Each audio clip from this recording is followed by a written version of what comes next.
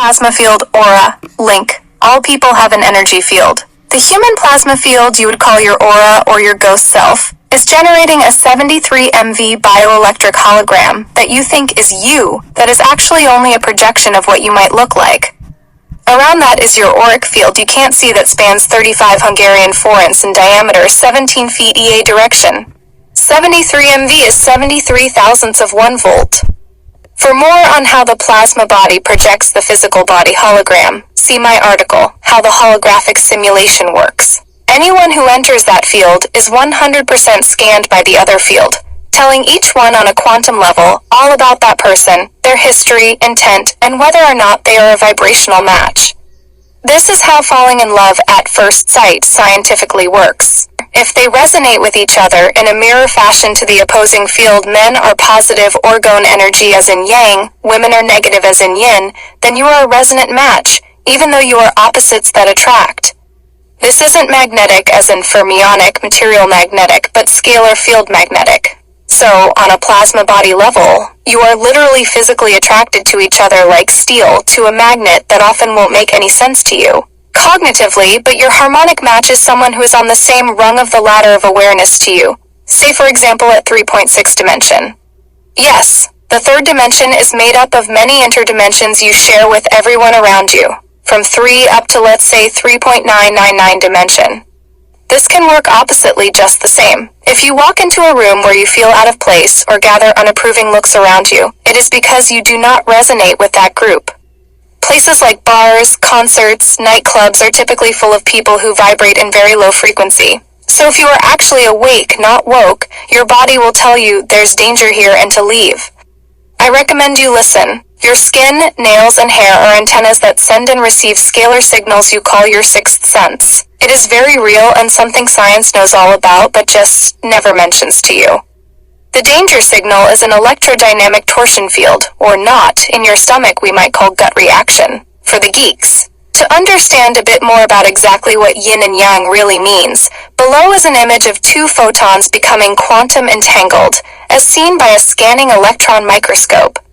One side you will see a red dot in the middle. This is cation energy, or yin, that is at its base known as fission or fire.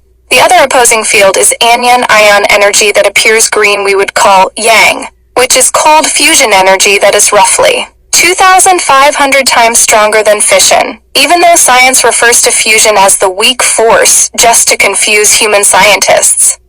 When cation ions bond with anion ions, it creates what is known as a whole or complete ion. The fission energy is turning one direction, counterclockwise, and the fusion energy is turning the other, clockwise, direction. The 2 opposing forces together creates a perfect or balanced energy that spins so flawlessly together. It is known as triplet spin state or zero spin. Only oxygen and Higgs bosons have zero spin. The others considered zero spin are sub-elements of the 2. All other particles are out of balance in comparison. When you hear people refer to 2 women in a cat fight, it is referring to cation ion fission energy, not to feline cats. The truth is ciphered all around you. Energy fields of other beings. Indigos can vary in energy up to 200 volts, shamans, type 1 indigos, spanning 4,500 feet in EA direction, or about 9,000 dia, almost 2 miles. I was told the keeper's field and mine were still connected at like 87.5 miles, something highly precise like that. The keeper doesn't just see within the human spectrum of sight, but rather on the quantum scale, as in energies and from a aerial perspective. So it depends on the levels of awareness vibration of that individual or combination of individuals. I guarantee my field was only a fraction of our combined distance. For more on indigos, starseeds, guardian alliance, and why they're here, see my article, Indigo Types. The energy in the keeper's body is so powerful that if your intention was to do harm, I was told that within about 10 feet away, the keeper's body would involuntarily, meaning automatically the keeper had no say over, would fry all your bioelectric circuits and you would be dead before your body hit the ground. So something akin to the electric eel that carries 860 volts, which is absolutely lethal. All of this is very real, BTW. I know it sounds Twilight Zone, but I assure you it's not. To be fair, the keeper is not an indigo, but a vastly higher being than that. The keeper exists in all dimensions at the same time. So you can be standing there talking and the keeper can literally see and hear people in the 10th dimension and has to shut that out to have a conversation with you. You cannot imagine the time demands of everyone alive wanting to talk to you for even 5 minutes, but not in just one dimension, but 15. There is never a moment of any day the keeper is just sitting doing nothing, 20 hours a day. For more on the keeper, see my article, Sophia. I only mention this so you don't get the wrong idea that indigos will remain in direct plasma field connection for more than about 3.5 miles. I know of no case where that is true. We come in with modified 12 to 48 strand human hybrid DNA, but other beings can come in through DNA from levels much higher. Each level of awareness is higher energy. There is nothing your mind can imagine they might be able to do that they can't actually do when they are of unlimited power Elohim genetics.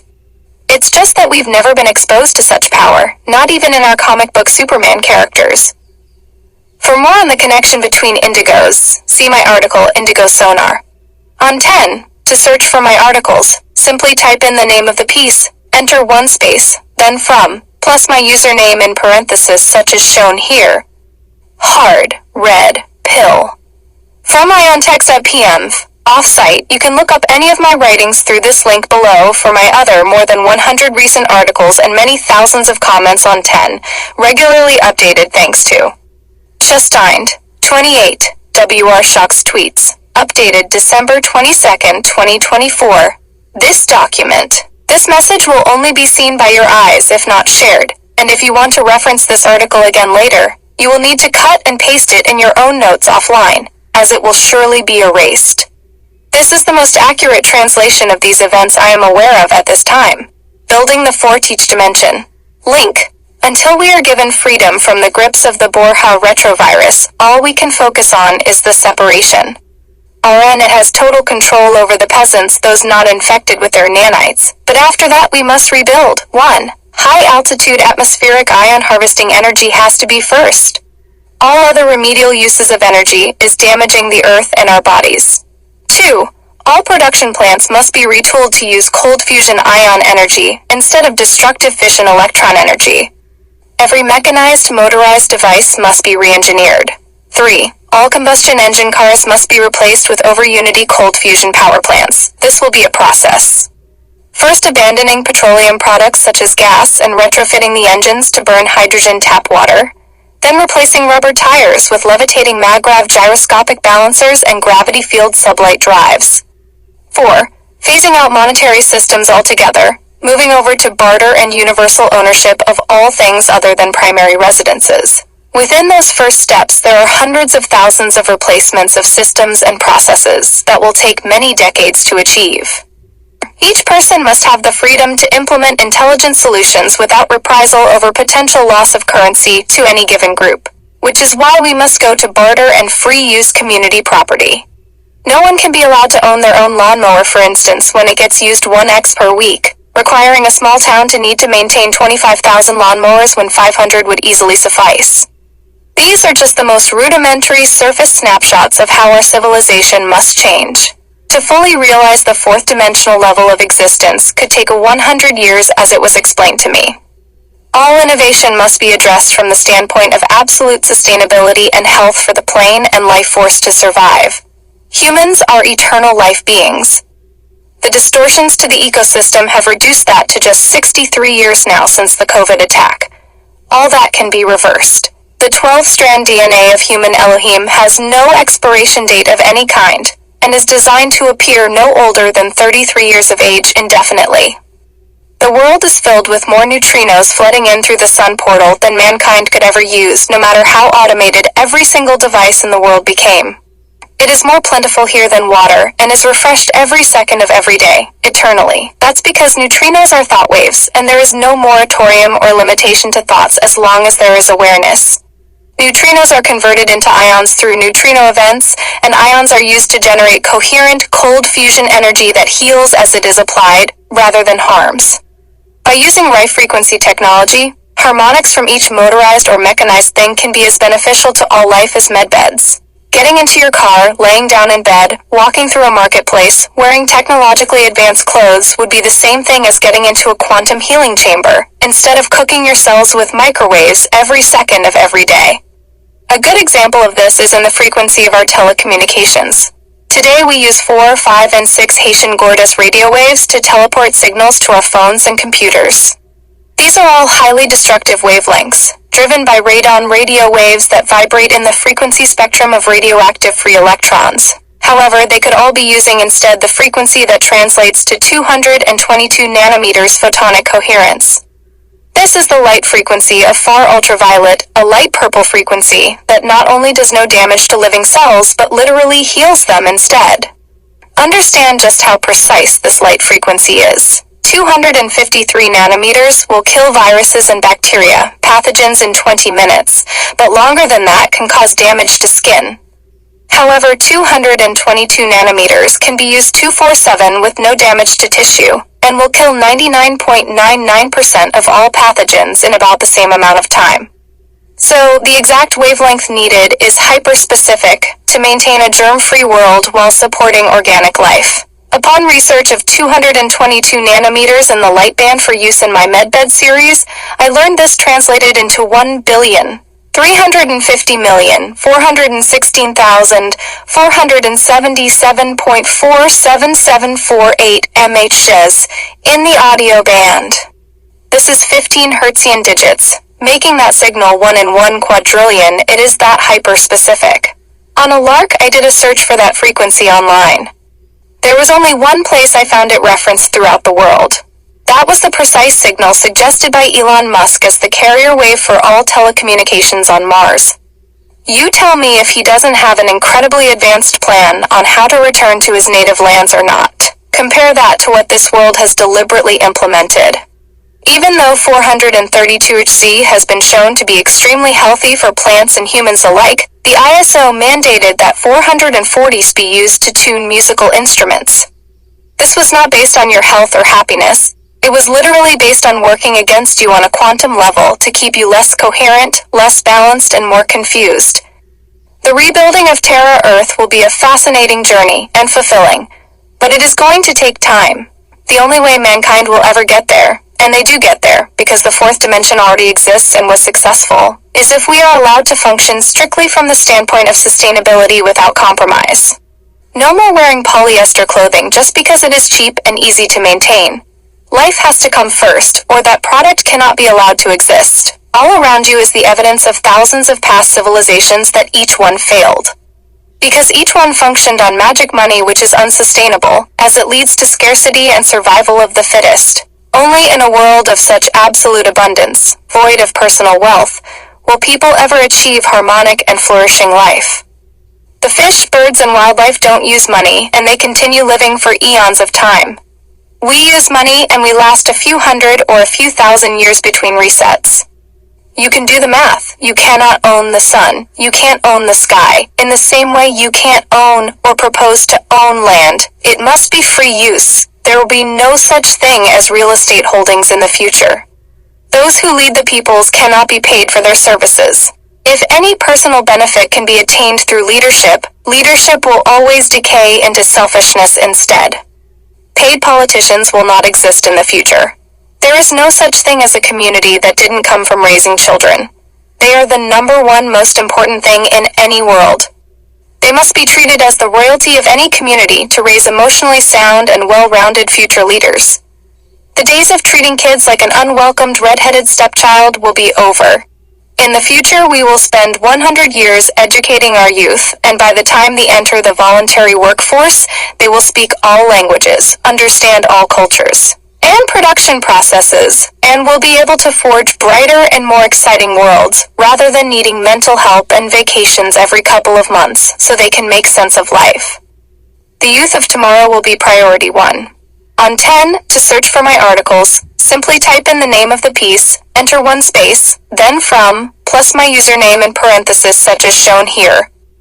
Casting the Apocalypse from iontext.ppmf. Off-site, you can look up any of my writings through this link below for my other more than 100 recent articles and many thousands of comments on X regularly updated thanks to Chestined 28 WR Shocks tweets. Updated February 15th, 2025. This document. This message will only be seen by your eyes if not shared. And if you want to reference this article again later, You will need to cut and paste it in your own notes offline, as it will surely be erased. This is the most accurate translation of these events I am aware of at this time. Jet fuel hoax. Link. Passenger jets do not burn fuel to travel, but only to start the turbines and taxi down the runway, until they reach the appropriate speed to engage the harvesting of neutrinos to ions atmospheric secondary emissions. Here's the science of how it works. The sky is filled completely with neutrinos emitted from the sun. They are what gives off all light and heat around you that you presume is from the sun itself. But the sun does not produce either one of these things, which is why in science circles it is referred to as the black sun. Many astronauts returning from upper atmosphere, there is no such thing as space report that once outside of Earth atmosphere, the only visible thing that high up is Earth. Otherwise it is an inky blackness, absolutely devoid of all light, and Kel Lindgren, it's a vibrant blue and white globe. This is a lie, sitting in inky blackness. For more on the topic of where sunlight comes from, see my article, The Keys to Heaven. Neutrinos are stasis energy that are looking for a proton in order to create what is called a neutrino event, where the clash between the two creates a brand new anion ion. The energy from the neutrino is not lost, nor is the energy from the proton. This is a completely brand new ion, and that ion is what powers every Tesla on the road, every cell phone, and thousands of other everyday devices in our world. And it just so happens that what passenger jets are made out of are protons. Aircraft aluminum is used as the target material for the plates within neutrino detection modules. Which means, simply, passenger jets are literally flying high-altitude atmospheric neutrino harvesters, converting them into usable energy through trillions of neutrino events per second in the form of whole anion ions. Keep reading to see what is so special about aircraft aluminum and where the knowledge of this miracle metal came from. In just a second, what Wayne's employer didn't tell him is it actually runs on ions. This is where the energy comes from to power the engines, but not exactly what provides the ability for these behemoths that can weigh as much as 1.4 million pounds to lift off the ground, which is equivalent to a mega-million-dollar yacht or small cruise ship somehow flying in the air. Aircraft aluminum. Every passenger jet you've ever seen since their inception are using technology given to Hitler by the Thule Society, an ancient and highly advanced breakaway group located at the North Pole, also known as Eden or Mount Nigra. Germany introduced aircraft aluminum to the world in World War II, where a plane that is like a bus in weight was suddenly able to defy the laws of physics and fly. Hint, it is definitely not flying, but levitating. As touched on a moment ago when discussing secondary emissions and neutrinos to ions conversion, aircraft aluminum is an alloy of aluminum and magnesium. This is a combination of metals that acts as a crystal capacitor, and at the same time, the magnesium has a standing vibration that mimics the infrared solar spectrum that recharges crystals when you lay them out in the sun. As the jet reaches critical speed using temporary combustion to reach roughly 50 to 70 miles per hour to begin neutrino and ion harvesting, the neutrinos blanketing our atmosphere from the sun continually begin slamming into the fuselage and wings of the plane, creating neutrino events also mentioned above, where the neutrino strikes a proton, in this case the aircraft shell, and during the concussion emits a brand new whole anion ion. You can research all of this under CERN bubble chamber experiments. The ions already in the air, along with the brand new ions just created, are then immediately sucked into the aircraft aluminum that acts as a depleted cation capacitor in need of recharging. Think of it as a cathode. This recharges all of the solidly connected aircraft aluminum on the plane as a giant battery. It will include the entire superstructure, beams, framework, exterior panels, and even the seat frames inside where the passengers sit. This is called network covalent bonding, turning that entire plane into a single molecule in scientific terms. It resonates together throughout the structure as a unified field capacitor. This energy, now captured within the valence bands of the aircraft aluminum, is not electricity, so it does not harm human life aboard, referred to as static, dielectric, or simply cold fusion. This is bioelectricity, the type of energy your body runs off of. This means simply if that plane reaches a certain speed, it will begin the process of fully energizing while the sympathetic harmonic resonation chambers in. Both wings and the tail section are being fed a precise sonic tone that will now reach a resonance to all the points of that jet. That's when it now develops a sonic Meissner field, encapsulating the entire plane from wingtips to fuselage. It wouldn't matter if that jet weighed 10 lbs or 1,000,000 pounds, which the Airbus A380 weighs that much and more, it now becomes weightless. If you've ever been in a plane taking off, you'll know that when it begins to lift off, there is a resonant hum that wasn't there before while taxiing. Now 1,000,000 pounds are about to defy the law of gravity. And no, upward lift from the wings is never going to do that. That was an insane lie. It is levitating while moving forward through the air. The reason why jets go so high, miles above mountains and all other obstructions, is because that's where already ambient ions in the air are the purest, free from all the smog and dirt that causes low-altitude ions to have far less dielectric charge. At this point, that jet merely has to continue to strike neutrinos and ions at speed in order to remain fully charged, and if it hits pockets of low ion count, the magnesium in the aluminum continues to top off that charge all by itself. See how crystal batteries work much better with a magnesium rod in the very center, to keep it at a higher voltage level in self-recharging battery cells. The Thule Society's involvement with the Third Reich is legendary. You don't need to just take my word on that. It is documented by Admiral Byrd from Operation High Jump when his crew, the largest naval armada ever assembled, while confronting Thule Society technology, flying saucers, Hanebu Nazi bellcrafts, was cut down like a hot knife through butter, and in less than 20 minutes it was over. For more on Byrd's experience, see my article, Germany Won World War II. The anti-gravitational Meissner field envelope comes from using sympathetic harmonic resonation chambers in the wings and tail sections to resonate a certain vibration that envelopes the entire structure. This is known as acoustic levitation, something science has known about since 1866 Kunst tube experiments, more than 150 years ago. What, you think we achieved levitation and never decided to use it? Sympathetic harmonic resonation chambers, as needed to generate a twin vortices Meissner field for ultrasonic levitation, are sharp-cornered rectangles to optimize sonic amplification. Notice how the tracer gas emitted from the back of this jet lays out opposing twin vortices to each other. These opposing energies generates a zero-point field directly between them or the exact center of the jet. The resonation chambers amplify this energy until the Meissner bubble surrounds the entire plane, allowing it to enter quantum locking levitation with the forward thrust coming from compressed air in the turbines. Freezing. At cruising altitude, where it is an ambient 56 to 92 degrees below zero and combined wind chill factor at 575 miles per hour, flight would actually be around minus 150 to minus 200 degrees Fahrenheit. So if that tin can weren't inside that force field, the jet and all its contents would immediately freeze into a brick. Fuel. Manufacturers of passenger jets claim they store all their fuel in the wings of the plane. You know, because storing highly combustible fuel in the most vulnerable place on the craft is just a great idea. Not only that, but they tell you at the same time the turbines of the jet are processing that combustible fuel, which means they would be sending out a trail of flames, whether blue or yellow, at least 100 feet behind them. Then they mount the turbines forward of the fuel tanks, ensuring that if the jet didn't instantly explode into a ball of fire, the moment the engines engaged, it would only take at the most 20 seconds before the fuel would self-ignite from the heat alone. We've all been lied to, not just compartmentalized employees and equally clueless pilots who still don't know how over 1 million pounds of metal Airbus A380 and others, and fuel air ferries to gently lift off the ground and then fly. They're charging you a fortune for the fuel they use, packing you mercilessly in like sardines, and all the while they're spending maybe $1 in actual fuel costs to get each passenger there. How's that?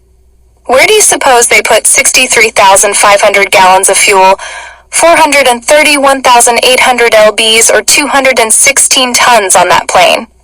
This is a 60,000-gallon water tank. The razor-thin wings of a jet wouldn't hold a fraction of this much liquid. Now let's discuss how many jets fly each day, and how much fuel would they need to satisfy that much travel if they really do burn jet fuel to power each plane. This is beyond ridiculous.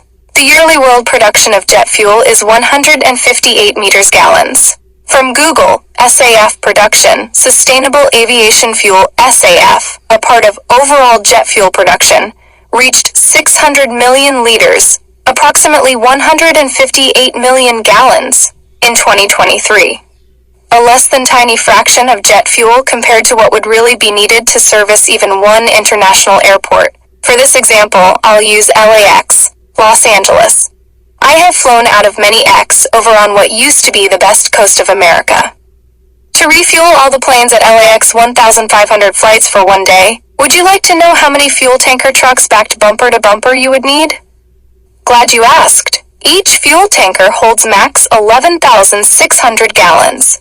To refuel a single 747 is 57,000 to 65,000 gallons. This is 4.9 tankers needed for one jet arriving from 2,590 miles away, or from LAX to JFK, Boston. 10 by 1,500 flights equal to 7,370 tankers for one day. Tanker and tractor is 70 Hungarian forints long. 1 mile is 5,280 feet, equal to 75 tankers PR mile. 7,370 tankers is 105 miles long, or 552,750 feet.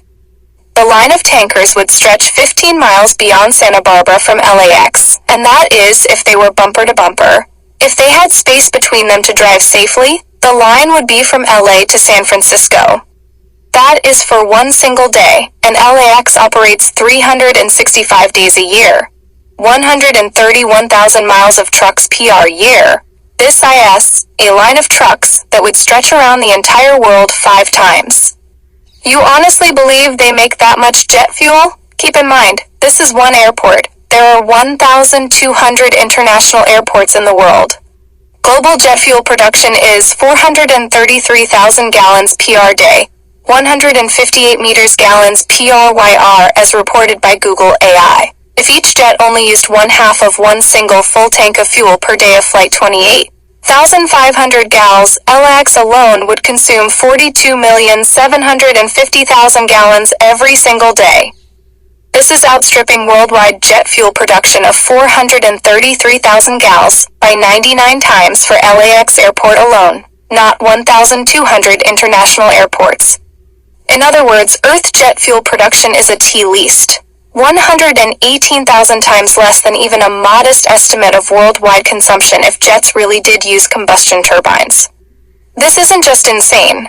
It is as insane as the concept that Earth is traveling at 66,000 miles per hour and, at the same time, spinning at 1,000 miles per hour. Yet you can balance stones on each other stacked 10 high, and they will remain that way until someone knocks them over. Remember, the bigger the lie, the more people will believe it, because when you go into absurd numbers, it overloads human brain capacity, and all they can do is just believe it or be considered the village idiot. Like the keeper said one time to me, just how many dinosaurs do they think used to roam the earth anyway, while explaining to me Earth produces its own lifeblood we call oil. It is non-depletable.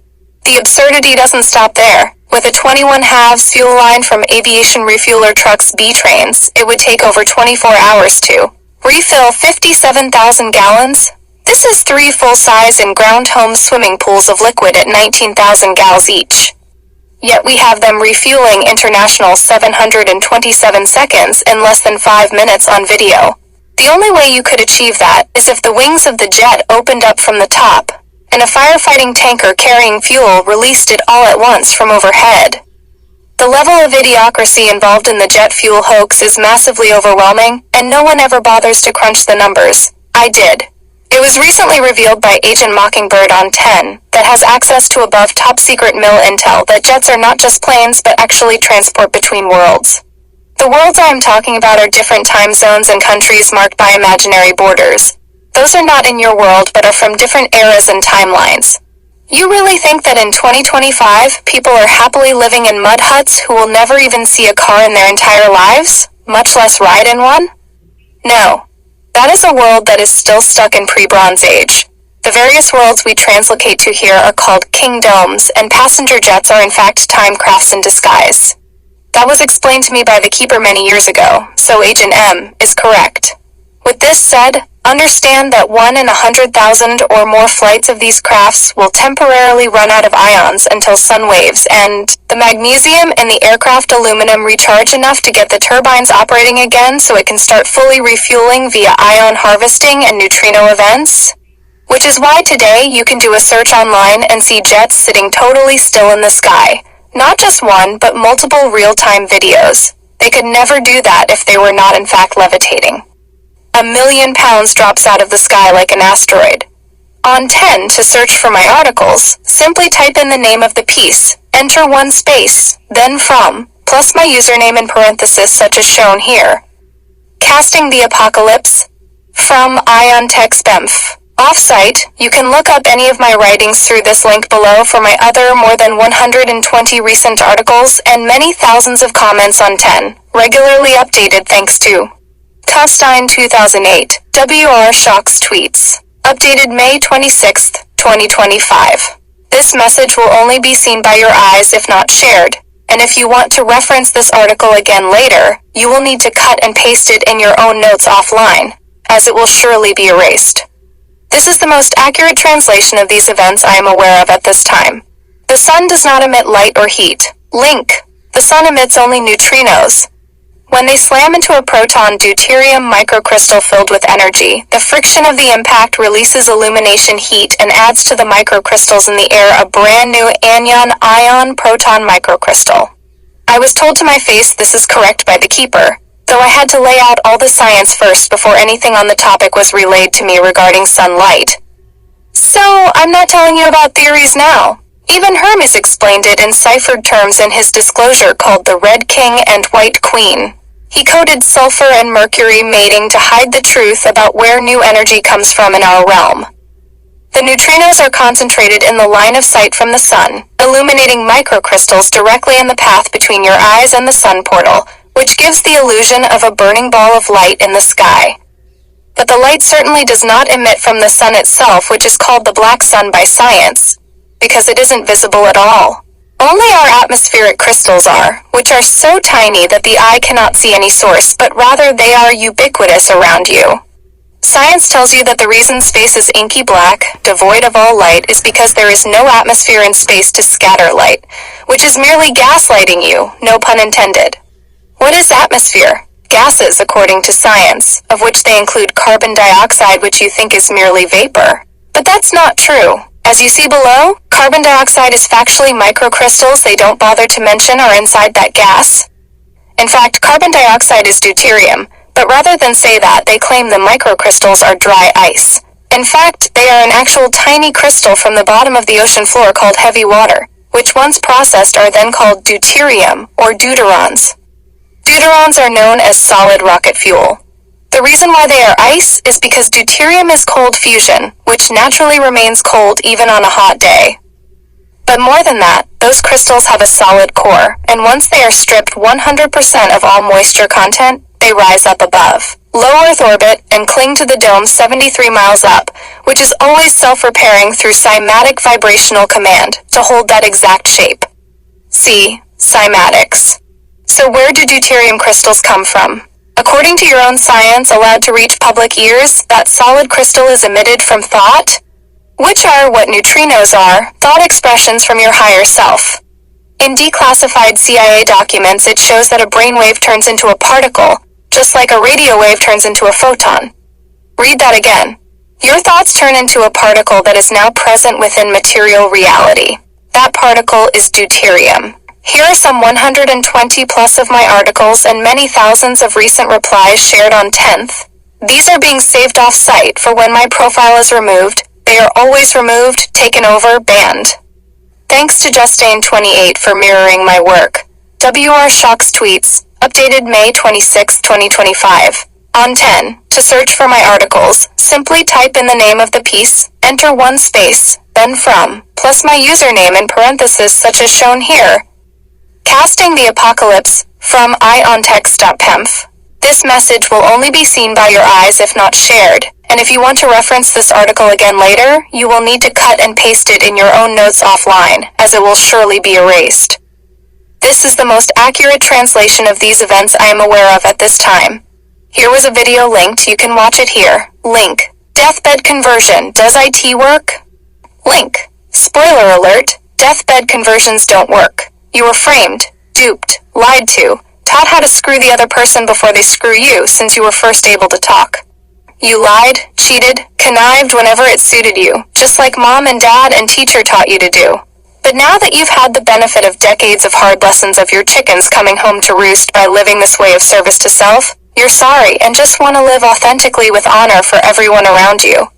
Kindness, compassion, and honesty are the only things you want anything to do with anymore. Now, in your golden years, a term that hides the fact that your body, no longer works and you have become so jaded to this world of selfishness and fleeting illusion, there's almost nothing to roll out of bed in the morning for at all anymore. Now you just want to go home in peace. I wish I could tell you that's enough to satisfy the gatekeeper of dimensions, the Aether, but it's not. Not that you aren't a good person now that might integrate seamlessly into higher societies, but in reality it has to do with karma. Karma, which is police work handled exclusively by the Aether, is an absolute equal energy exchange between you and the people you've wronged across your life. That payment must be made before you are allowed to resonate in higher, more purified fields.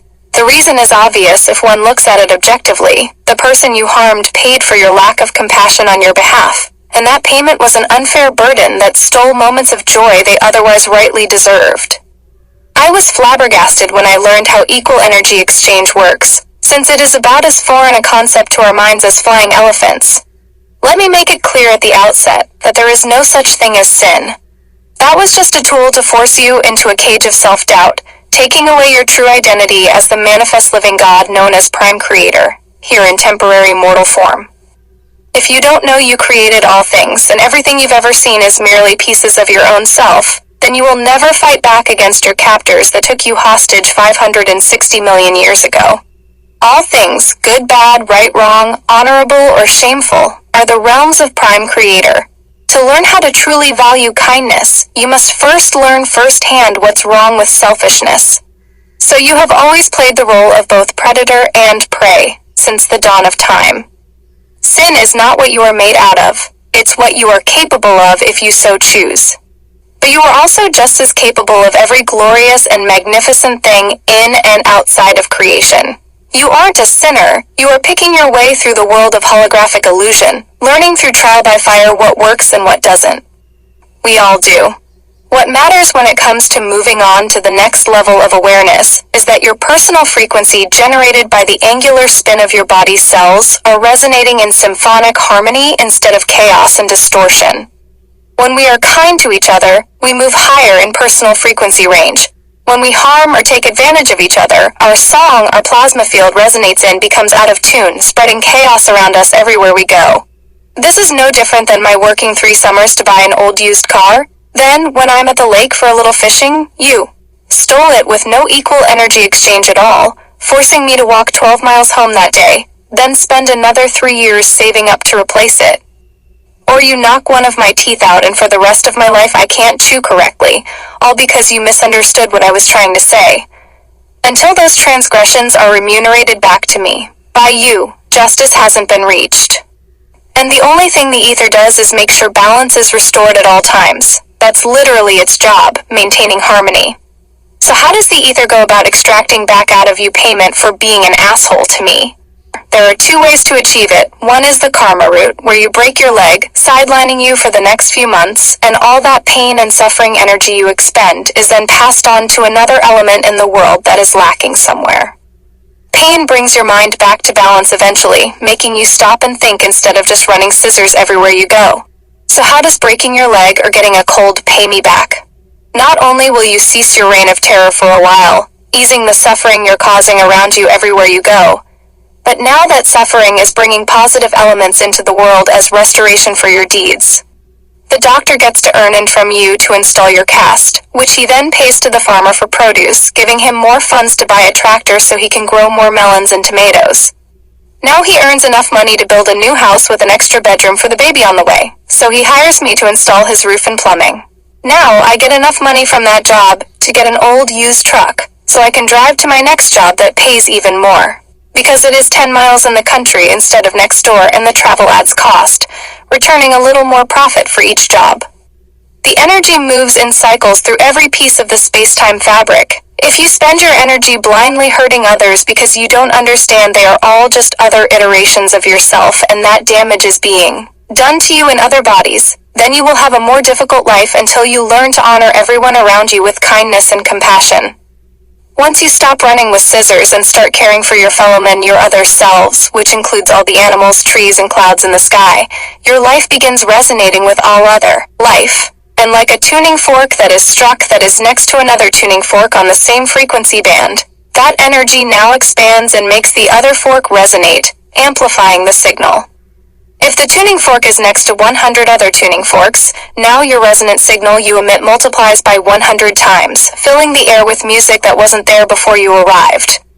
Realize that the ether is trying to make everything in creation resonate at all times in harmony.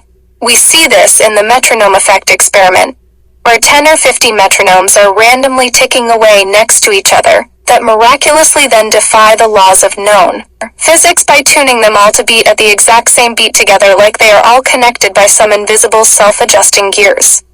The only scientific explanation for this is there is an unseen force that subtly modulates reality around you that is always seeking to bring all things within the orchestra of creation into synchronization, creating a living symphony of bliss. The second way you can make equal energy exchange for being an asshole to people when you didn't know any better is the coolest thing you will ever hear. You can apologize and make things right emotionally to those you harmed through meditation.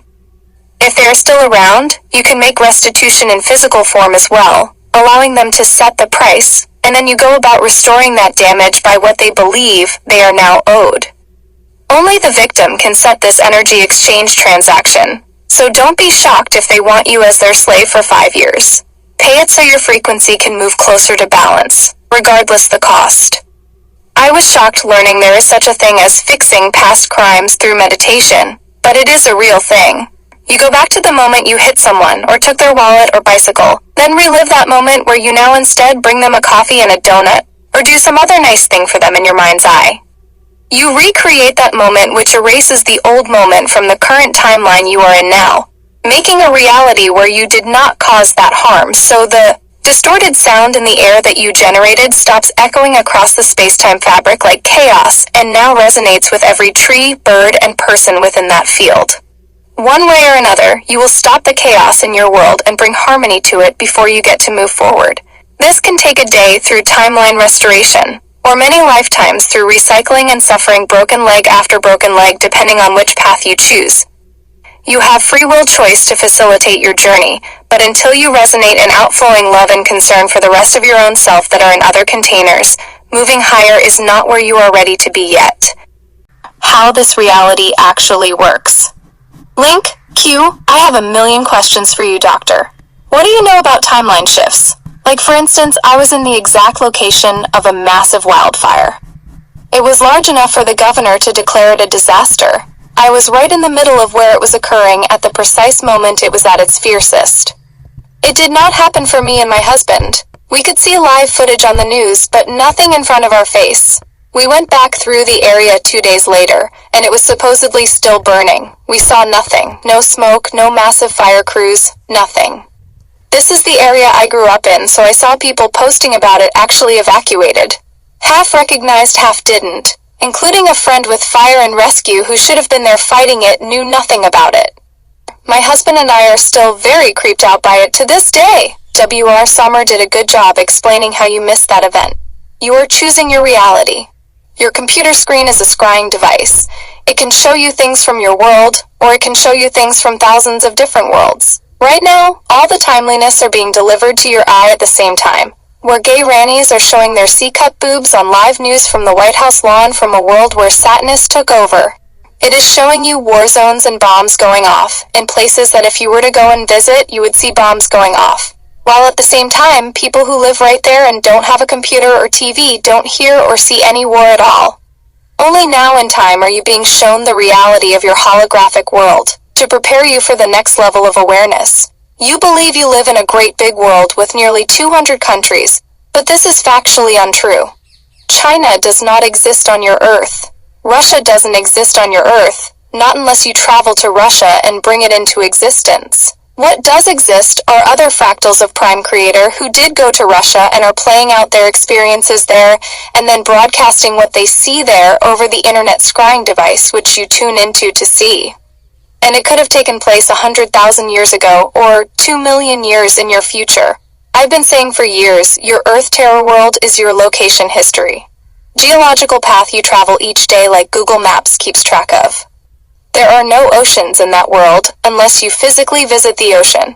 Look at your history someday they send you notifications of, and now realize that's your total, entire world. Did you know there are people who are born, raised, and pass away of old age in coastal cities like LA that never see the ocean one time because they never created and cast it for themselves? And in your case, you did not believe the fire would affect your life, so you didn't manifest that reality. It may sound like I'm making this up and it's really just perception or semantics, but I've spoken to the Keeper about how countries and states are all different worlds, not merely more lands within our world, which was verified to be true. If you go to Russia, you aren't just traveling, you are literally time traveling and also skipping through interdimensional timelines to get there. Do you really think people live in mud huts with a loincloth and a blowgun as their hunting weapon in 2025 like in Africa? Hardly. That's another world, another era, and you're just allowed to peek into it from your desk like watching Wild Kingdom. All of these worlds are literally covered with invisible frequency domes, separating themselves in their own world to manage their peoples.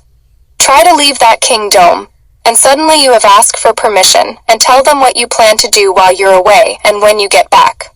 Why? Because the god of that kingdom owns you, and all your loosh. So when you're in Hawaii, they have to track all your spending and send a percentage of that back to the lord of your world, Pindar, in Nebraska. When you cross kingdoms, your particles have to reset their spin rate to harmonize with that world, and makes you feel sick for a time. You call that jet lag, when in reality you are an interdimensional chrononaut recuperating from being disassembled on a cellular level and put back together again when you crossed over the boundary line. If you want to survive this apocalypse, you will stay inside your home as much as your existence allows. Do not go outside and bathe in chemtrail poison. Don't go to the park or the mall and expose yourself to other people's insanity. I'm not saying hide from the world, just don't engage the world and believe only those things are happening in your neighborhood, your world, that you want to see in your world. I live in the Sedona area. I have never believed for a second the apocalypse would touch me. I wouldn't get mugged by a Haitian using a machete. I wouldn't see people strung out on fentanyl on the corners or garbage covering the town. Nor did I ever see any of these things one time because I refused to engage. The apocalypse happening out there isn't happening here. Just like other people from other timelines, worlds experienced a raging inferno that didn't. I'd bother to let you know you were supposed to escape the flames at 3 a.m. isn't your reality because you denied its existence. You choose what world, dimension, timeline you live in, even if it seems like it is happening to you instead of the other way around. This is a video game, and if you choose not to visit the Hyrule Forest, you're not going to see it. 0 point energy, where does IT come from? Link. This article was written specifically at the query of Ashton Forbes, or just Gashton, on where 0 point energy actually comes from, due to his incredibly passionate thirst for quantum energy answers. But you are welcome to read on. Warning, this is geek territory. Black Ops knows all about 0 point and advanced technologies, they're just not going to tell you about them, as that would destroy the worldwide kabuki theater that is our college brainwashing, and loosh harvesting mechanism used by the Blue Bloods ETs that is a $1 trillion industry, while at the same time keeping our brightest minds at caveman-level intelligence. Not to mention all the other $1 trillion industries that rely on the income producing the caveman level of technology that runs the world around us. The neutrino kelon is carrying the message of the idea authored by your higher self from outside of the brain, also called the membrane, that is on the other side of the giant dome over all of the third dimension, as detailed in Nos Confunden. Work explaining the ice wall domes that cover human Earth, and then the massive dome over those that cover all 178 known lands, which apparently most or all have their own single or double domes over them as well for climate control. It is easy to dismiss those works as fiction, but I've had the brain, the domes we are under, explained to me in person by the keeper of this holographic simulation myself, so the reality of this is not conjecture or theory, but rather fact. I have multiple live videos of the outside of the dome to prove it. The giant dome separates the projection stage, our world, from what is on the other side of the brain that surrounds it we call outer space. That space is a gelatinous gray matter that is absolutely non-traversable. Just as you aren't going to find tiny little spaceships battling each other inside your gray matter with zero friction and zero gravity in your head. All of that is simply Hollywood horseshit. For more about the brain, this was specifically spelled out for me so I wouldn't get the dome wall confused with the gray matter. On the other side, we would call a brain. See my article, The Dome. The projection stage our awarenesses are in here in the real world where holographic creation is possible, allows fractals of prime creator. As I said, this is you, one synapse of the thinking brain of the unified field that is here assuming material form to have a limited manifest experience where we do not know all things and cannot do all things while we're in mortal or corporeal form. That stage is known as a 15-level time matrix, but could have just as easily been named an anticipation matrix, since that's the only reason you came here to begin with. Anticipation of the unknown is the single greatest adventure there is. And you don't get that when you already know what is behind every door. The stage we are on is a theater where images are formed exactly like being inside a pineal gland, where if we were microscopic in size, standing there we would see everything that is in our world flash onto the walls of the pineal gland, like watching star formations on the dome of planetarium. If you were to think of a baseball in your mind right now, it would appear in the center of your pineal gland and you can see it floating there. That's because your mind has the power of manifestation. The ball is just as real as a ball you are playing catch with, just in the pre-quantum or scalar state. The process of how those holographic images come into form is explained in my article, How the Holographic Simulation Works. Neutrinos, or as they are actually called, kelons, originate inside the gray matter of the unified field, which we would call the subquantum or scalar field. Once imagined and formed by your higher self, it takes shape. The process is three-stage. The thought is held inside one sphere, like a single atom if you will. Inside that atom are protons, neutrons, and electrons according to science. In reality, what is inside are recordings of all the details of your thought, separated by scalar magnetic fields that keep them from colliding, like two magnets of the same polarity refuse to touch. But the magnetic attraction doesn't allow them to get too far away from each other either.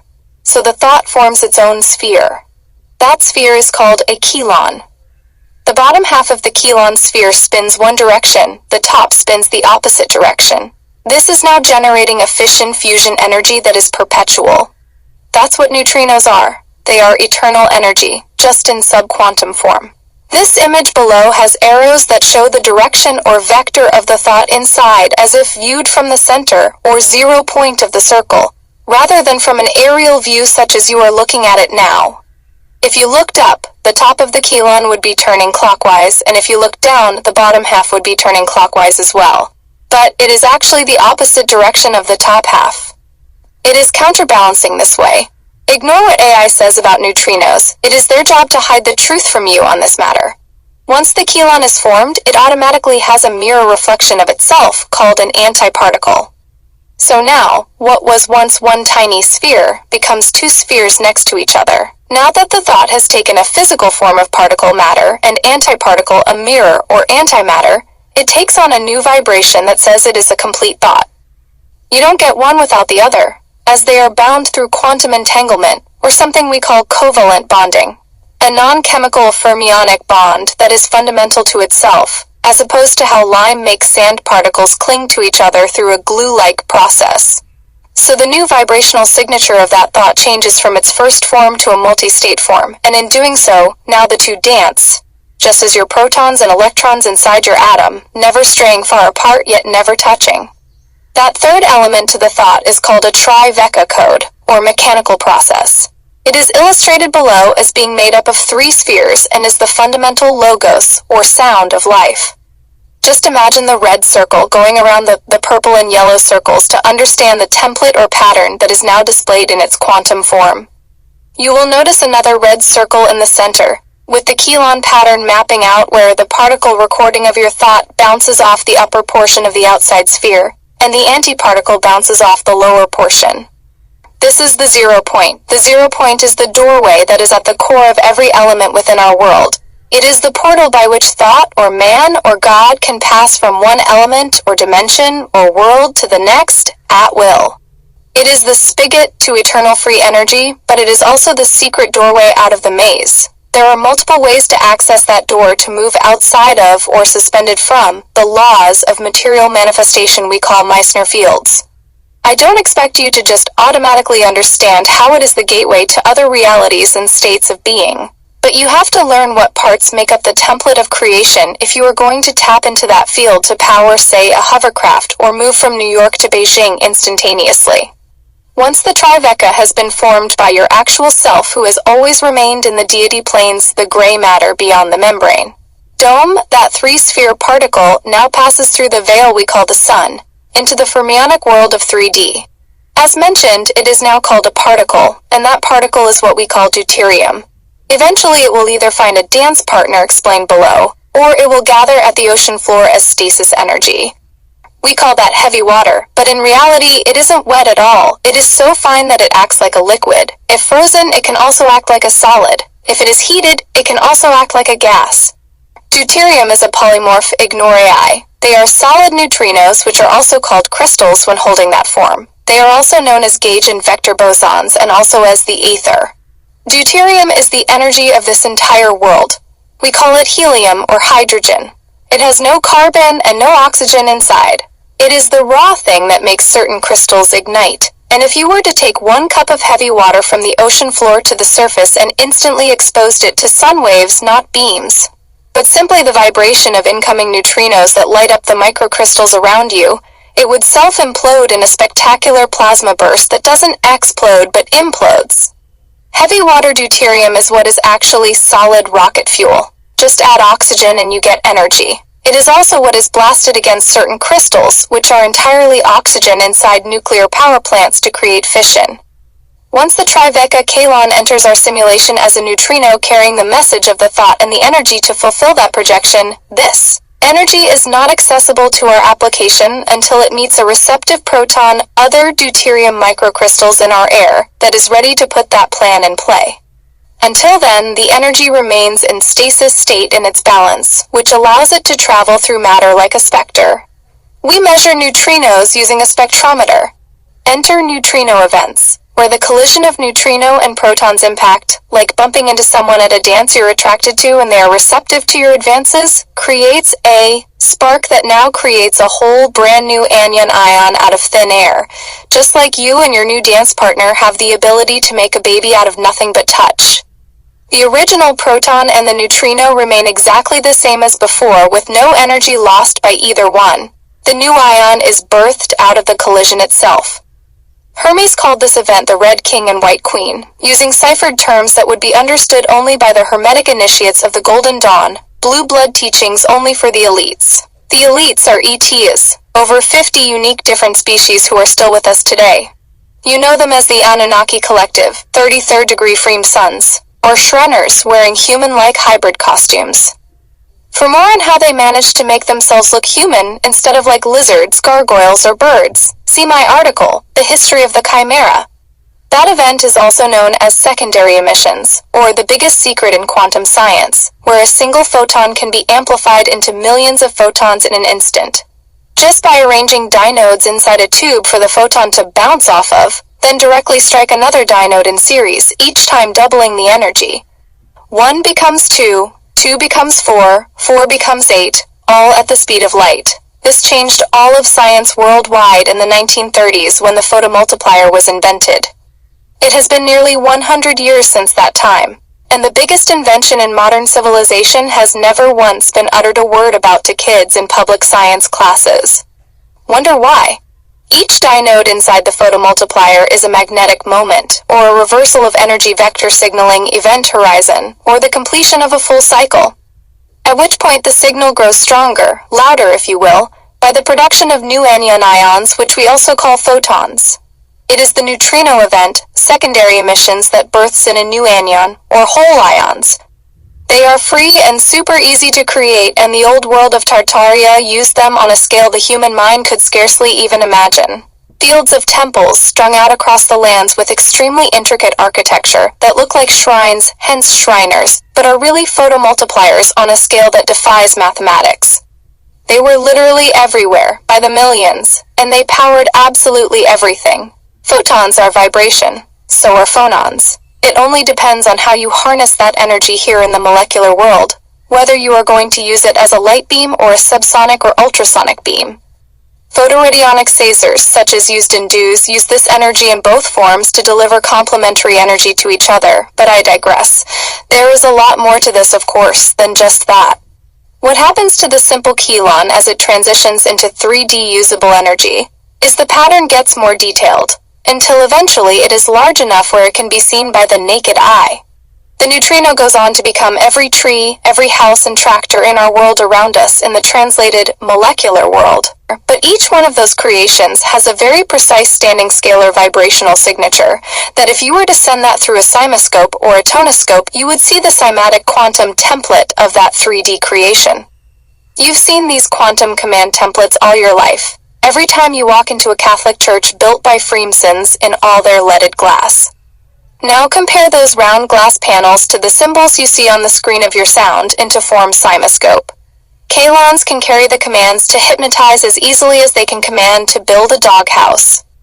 You can arrest those trillions of potential creations being cast into our field through sun each day, and use that energy however you like, since humans are given free will choice. Which is what we're doing each time we use a photomultiplier, or any one of thousands of other devices used in the old world to harvest atmospheric energy. They call them high-altitude atmospheric ion harvesters, but in truth, they are harvesting neutrinos and turning them into ions. There are enough thoughts being sent in by trillions of fractals of Prime Creator each day to harvest and power our own creations on a scale where if everything in the world were 100% automated to run on ether, where even your bed, chairs, and tables levitated just for the hell of it, mankind could never use up all the neutrinos poured into our atmosphere in a single day, even across hundreds of years of use. Do a quick search, and you will see that 400 trillion neutrinos pass through your body every second and are the most abundant particle within creation, even outstripping photons by a vast degree. On top of the new neutrino energy packets pouring in by the quintillions every microsecond, the seas across the entire world are filled with them from ocean floor to sea level that can be harvested as easily as having a part of the body of each ship in the ocean draw in that current as it glides along, powering ships the size of cities eternally with no effort. Look up the word orichalcum to see how Atlantis was using ocean water in the moat rings of their design to power that entire city. A special copper-zinc alloy is all it took. I know someone who knows exactly how to make that metal using pond water. Laugh all you like, but it is a bona fide superconductor I've held in my hand that looks almost identical to gold. A process revealed by someone known only as the Atlantean. If anyone alive actually believes that ocean liners haven't been using this electrolyte solution the size of all the oceans in the world for the last 100 years to power them, you are absolutely dreaming. Those ships use no energy to deliver caveman petroleum oil to other countries to be used by the great unwashed who couldn't imagine that the sea is a battery the size of an entire world. Or delivering packages through the skies while bathing in the purest ions in existence at 30,000 feet up while they are claiming to burn jet fuel to do it. Every passenger jet since they were invented has been harvesting ions, harvesting neutrinos, for the better part of 100 years hidden right in front of your eyes.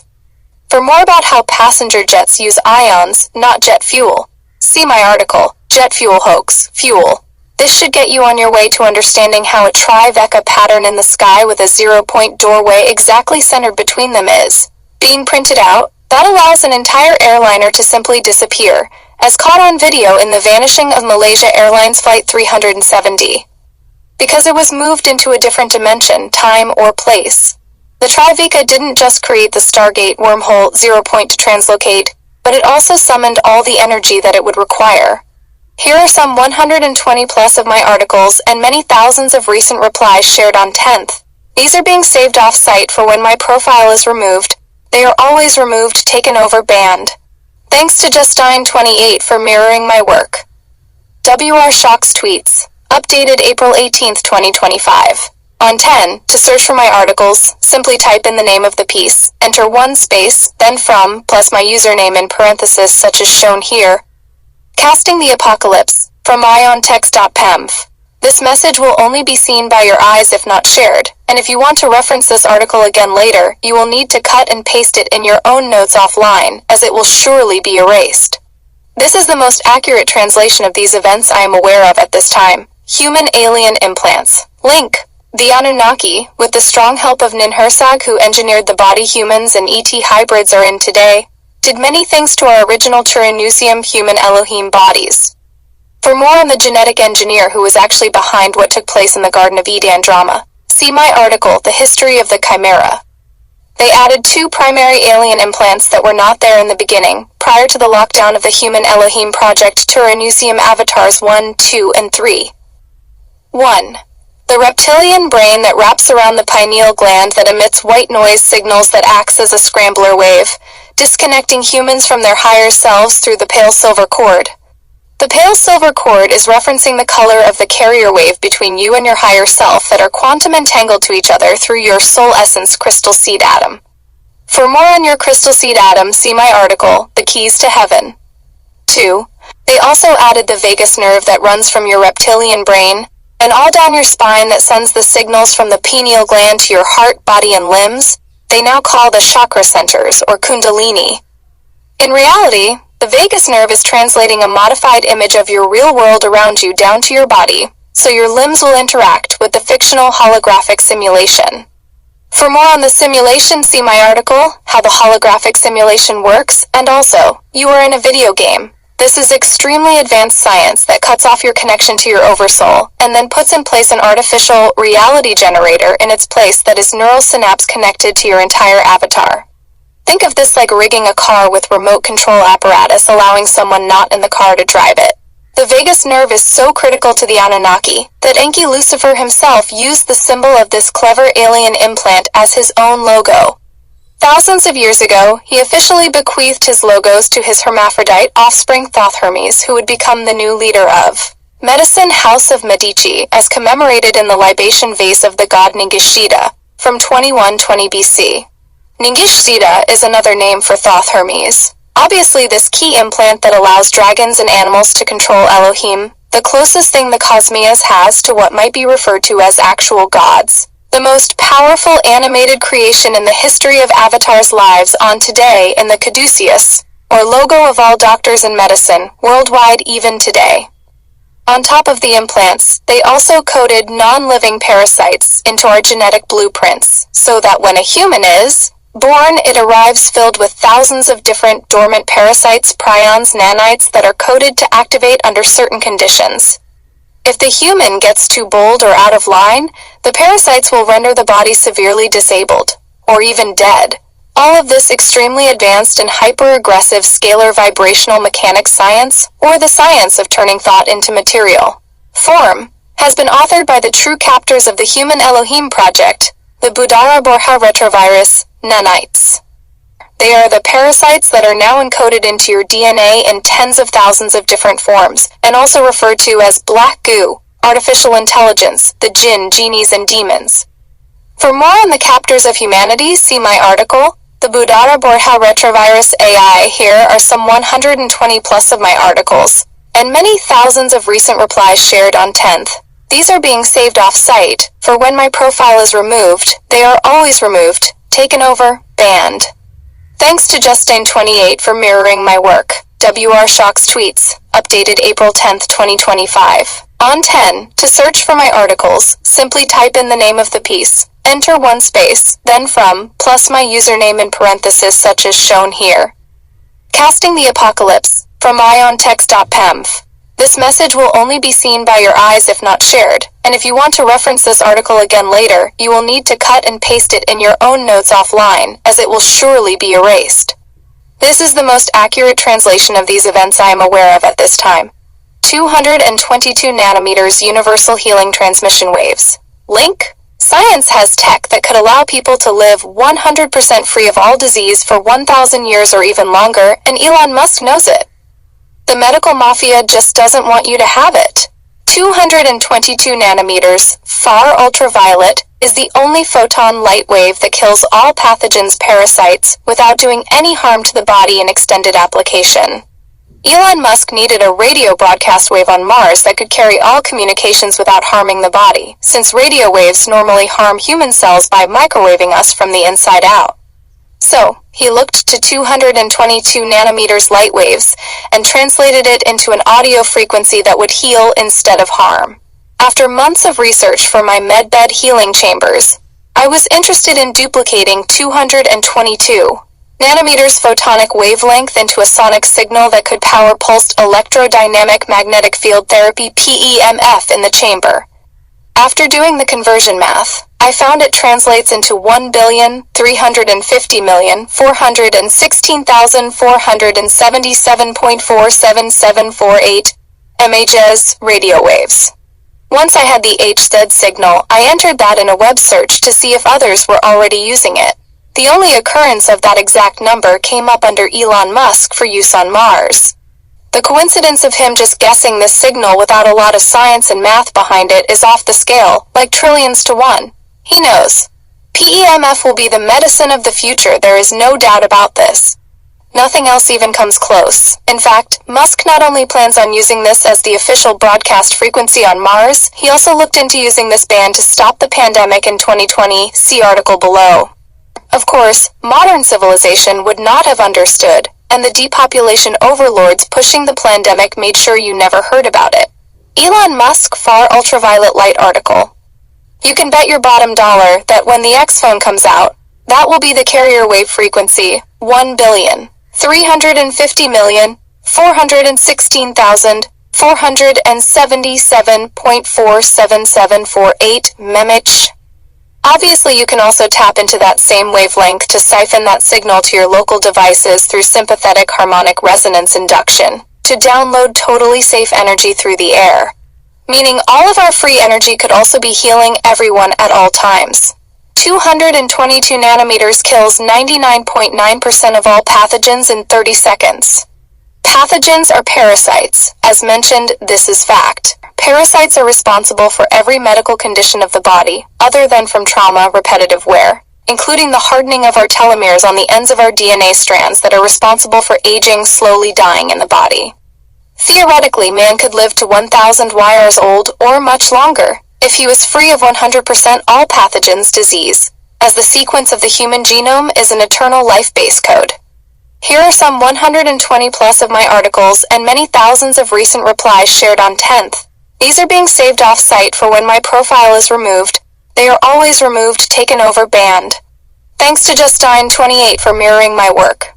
WR Shocks tweets. Updated March 29, 2025.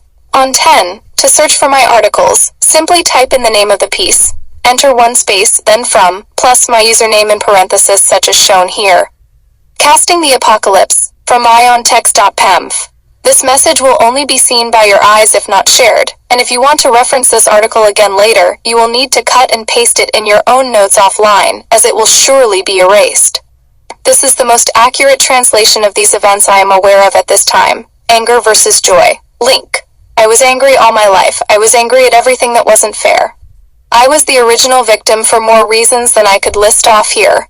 Indigos will know why. Our lives are targeted 10 to 100 times more than humans. That's just the nature of the mission. But indigo or human, the easiest thing anyone can do is play the victim in their mind, because it could always be better, and we know it. The most valuable lesson I ever learned across 67 years of my journey was when I was at the safe house with the keeper and crew for 2 years in the late 2010s. For more about the keeper, see my article, Rescue of the Keeper of Terra Earth. It was beyond brutal there. Someday I will tell the whole story. But in a nutshell, I lived in my car all winter while the crew were in the safe house that we sort of restored out of a condemned place that literally had feces on the walls, broken out windows, no heat or cooling. It was bad beyond anything you can imagine sleeping in. No, I didn't live inside the safe house. That was sacred ground, and I am dead serious about that. I was reminded on a constant basis about this strange reality. I didn't understand it, as I had been the main one who restored it enough to become even partially livable myself, so I won't expect anyone reading this to either. On top of that, the area was pure hell. The keeper told me it was the most hostile environment they'd ever seen after being here for 560 million years, to give you an idea. Every plant and tree was covered in thorns. some stronger than steel and 3 inches long. The winds in spring were 50 miles per hour sustained for months. It got down into the teens and single digits in the winter, and 120 degrees was average in the summer. It wasn't bad, it was a living nightmare. When we arrived Sea Rescue mentioned above, we didn't even have any money for gas and coasted into town on fumes. Literally empty. Not enough money to eat at the dollar store, broke, with no credit cards. For all intent and purposes, we didn't even exist, and the crew never complained about anything. Months went by as I weathered by far the worst days of my entire life, and I finally asked why they were so happy all the time. The answer was, no matter what, it could be worse. And if so, then today is a good day. If you wake up alive, the only direction is forever forward. Find the best stones to step across the stream and keep moving toward a better tomorrow.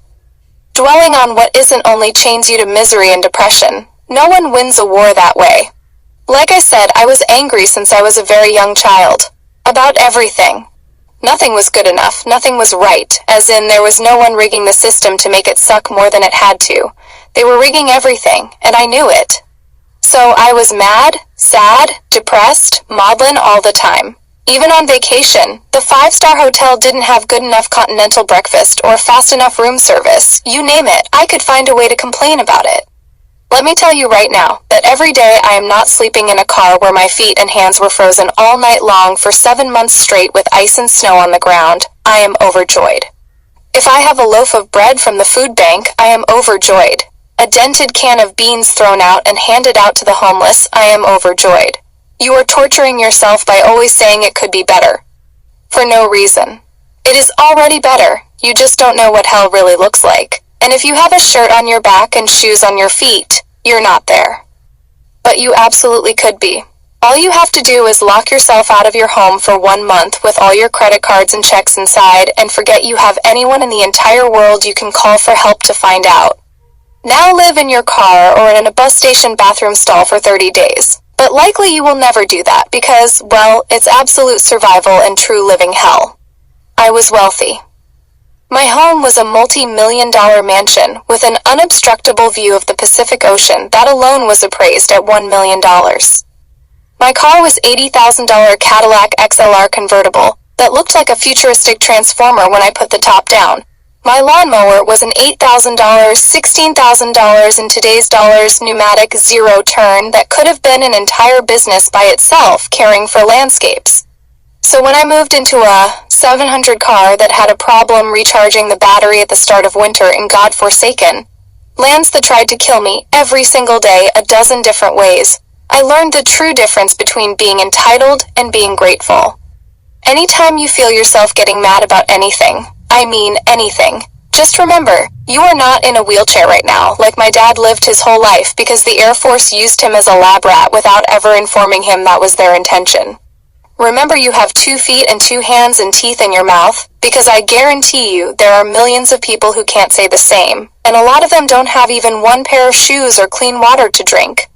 Americans and many other nationals have never witnessed how 90% of the world actually lives, with dirt floors, will never own a bed in their entire life, or never even ride in a car from birth to death, much less own one. Ever. Just pull up India or Afghanistan on your browser and take a look. Since I became grateful and refused to be angry, my life is better now than when I was on top of the world in that mansion. Even though I live in a 93-year-old garage with slanting concrete floors that is no better than the hovel the safe house was with the keeper and crew. There isn't one thing in this place that's not broken, worn out, or simply trash. Imagine beings that could be strolling the streets of Cyprus or Paris using no mechanical means of transportation in seconds anytime they choose, living in the worst squalor there is, and you are angry because your newspaper got wet on the lawn again. The beings I was with were gods and legends in different eras in ancient times. You've read about them, and that was their reality. So if you think just because you can do things no one else alive can, that's going to assure you live in perfection at all times, think again. The more you have, the worse the world hates you, and it won't matter what your situation is. Envy and greed exist, and they both scale. They either want what you have, or don't want you having it at all. What that means is, the more you have, the more it costs, exponentially. At one time, I thought if I lived in a marble-lined, gleaming palace, my life would be perfect. Until I got that palace, invited friends over for a get-together, and it left them shattered and no longer interested in being friends with me. I thought they would be happy for me, given I was raised poor and was self-educated and self-made on my own, but it doesn't work like that. The more you have, the worse they look to their spouse, friends, and family. So when you think you will finally be free of reasons to be angry is the time your life gets harder and uglier than the truly happy times you had living in that trailer park under those shade trees, but surrounded by people who easily laughed and were always dropping by.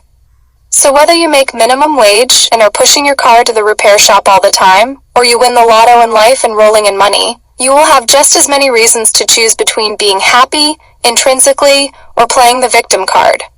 Anger kills not only your body from adrenaline that destroys your artery walls, making them brittle and crack, but it removes all the joy you're missing in the meantime by your simply not feeling like smiling today.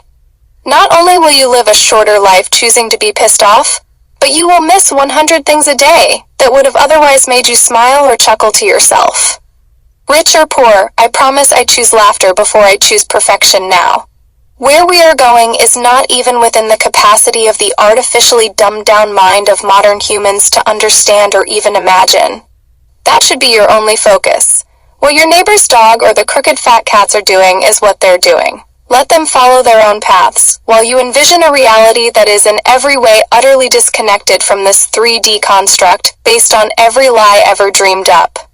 For more about where we are headed to next, see my article, The World Tomorrow. Separation is the only goal now, and the fact that you are living in the final moments of the final ascension window that will ever open within the Gaia time matrix for all eternity should make you incurably happy. Let them spray their own skies with poison that will kill their own families, but remind them they're making a mistake. Being in the world but not of the world shouldn't be something you have to remind yourself to mentally focus on. It should be every thought you have. Being of the world means you have expectations from those around you, opening yourself up to every heartbreak imaginable. Being merely in this world for the time being while preparing to establish a real paradise once the separation is finally over while not expecting anyone to live up to your expectations is a completely different breed of cat. I no longer base my joy on other people's actions. I envision them choosing the right path, but it is now very easy for me to immediately forgive them when they fail, because I know they're living in the worst psyop in written history, and even good people break. Bad times are the essential ingredient to existence. Without it, you would never recognize what good times look like. The Satans of the world make the world worth living in, just like villains you root against make movies worth watching. Without struggle and overcoming the odds, elements, and foes, you wouldn't even bother to come into manifestation anymore because it would just be boring and expected.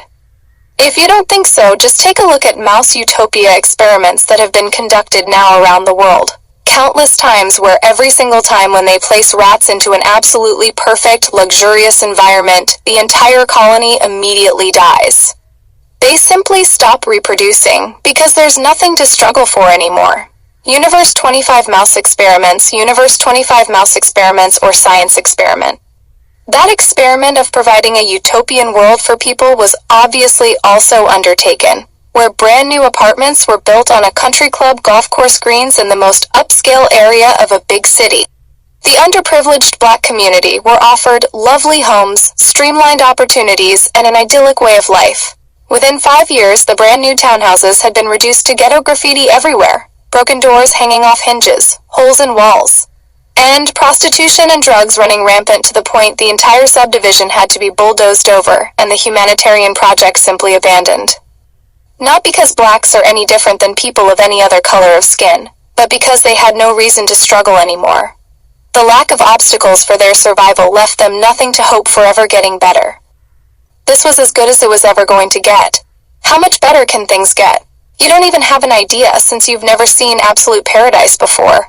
So, your mind fantasizes, blowing things into realms of astonishment and wonder. That could be your world if you just pick yourself up by the bootstraps today and face the cold morning air again to go to work.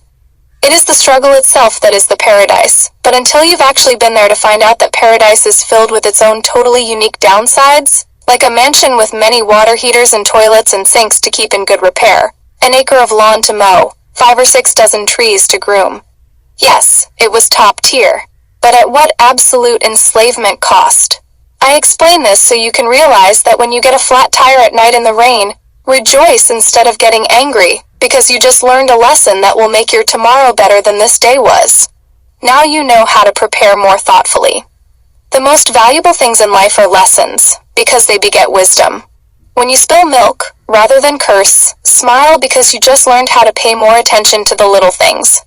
Joy is a mindset and a fantastically higher level of awareness. When people make poor choices, forgive them, as they know not what they do. Love them anyway, even if you no longer choose to hang around them anymore.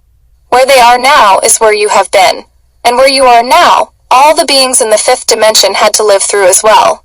It is a learning experience being in manifest form, and by the time you move higher, you will know that if you are ever going to blame anyone for anything, it will only be yourself, because other people don't put your pants on for you in the morning. You do, and only you can make for yourself a better life. That starts by being grateful for each lesson you are fortunate enough to learn and survive through. Always remember to smile. They're free, so spread that shit around. Here are some 120 plus of my articles and many thousands of recent replies shared on 10th. These are being saved off-site, for when my profile is removed, they are always removed, taken over, banned. Thanks to Injustine28 for mirroring my work. WR Shocks tweets. Updated March 29, 2025. On 10, to search for my articles, simply type in the name of the piece, enter one space, then from, plus my username in parenthesis such as shown here. Casting the Apocalypse, from INTEXPEMF. Off-site, you can look up any of my writings through this link below for my other more than 120 recent articles and many thousands of comments on 10, regularly updated thanks to Chestine28 WR Shocks tweets. Updated March 29, 2025. This message will only be seen by your eyes if not shared. And if you want to reference this article again later, you will need to cut and paste it in your own notes offline, as it will surely be erased. This is the most accurate translation of these events I am aware of at this time. I was educated by the Keeper of Terra Earth. Link. In early 2013, I was given a clear waking vision that sent me the message the world around us wasn't real. Time was a construct and made it clear we were not alone. I found out a few weeks later this was very much true when I was contacted in person by someone who told me they had been here since humans arrived. I would learn soon after this I was speaking to a very, very ancient being whom I had been under contract with for eons of time, as in life after life. I have nothing for sale and this is my only X account. If someone contacts you posing as WR and wants to talk to you about investments, it isn't me, so please report them. I have dozens of con men using my profile to take advantage of the innocent. Understand I represent no earthly group, I am not an affiliate of any company, I don't sell crypto, precious metals, defunct foreign currencies, and I don't earn anything for telling you this. In fact, I even decline offers of donations, which I hear often. I am only in this to help humans and hybrids make this stellar activation ascension cycle. I am with the Guardian Alliance, Special Operations Extraction Team arm of the Emerald Order, founders of the Human Elohim Project here on Terra, that has now come to an end after 560 years of constant war and enslavement. It took this long for you to become aware of us and our efforts to help you wake up and remember because of your contracts you signed coming here, which barred us from directly interfering with your journey until the project formally ended. We are way showers for your next journey. The Human Elohim Project completed Event Horizon on December 21, 2012, allowing us to become much more vocal in educating you to the tools of enslavement that have been used against you. However, we've been here with you for millions of years helping you get through this imprisonment, continually in all the ways we were allowed. You have called us witches and warlocks in the past, medicine men, women, Sufis, the whirling dervish, indigos, starseeds, rainbow children, and many others, including Jedi Knights in more ancient times. The Emerald Alliance is based out of Sirius B, headed by Oraphim Elohim blue fur feline beings that I understand appear something like the Avatar character, 8 to 9 tall. When they incarnate here, they enter in human costumes so as not to stand out. We are not alone. With the 1/2 starseeds who are here physically, we have dedicated another 1/2 guardian angels beyond the veil. If you are an indigo, Then you have a dedicated guardian protecting you here 24/7 from annihilation. Some of you have even seen your guardian angel in real life during extreme events such as automobile crashes and the like when it should have been impossible that you survived. That's us. The Keeper, who personally contacted me in 2013 when my contract had activated to begin my training, has been here since before humans arrived 560 years ago. There is no being alive over the age of 2 that doesn't know one or many of the Keeper's formal names people have come up with over the eons, of which there are hundreds if not thousands. I'm not authorized to go into detail about the Keeper with you just yet, but I can tell you not to confuse the Keeper or support crew with gods who are better than you. They keep this world operation just like ride mechanics at a theme park. That's because the world you see around you is a holographic yet mechanical construct inside what is called a time matrix that needs regular maintenance. You don't pray to ride mechanics. You are the one that created what you see here to start with. If you want to pray to anyone, pray to your higher self who is still in the deity planes. Just to clarify, the Keeper doesn't work for the Emerald Alliance, but rather is in affiliation with them, as the Emerald Alliance are formal members of the organization. The Keeper is a board member of that oversees time matrices and simulation planes. Their primary job is keep the theme park operating, and also to ensure the freedom of developing avatars they host.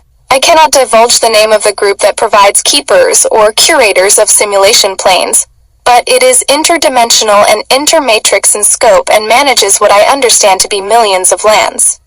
You will see their headquarters if you look next to the sun. It has been parked there and uncloaked since before the opening of the stellar activation cycle. In addition to these, you will also see hundreds of thousands of time crafts next to all three, parked there to assure the ascent of Terra Earth. The term Sky Alliance is just to put a name to the group I am using for now to reference the forces assuring this smooth transition.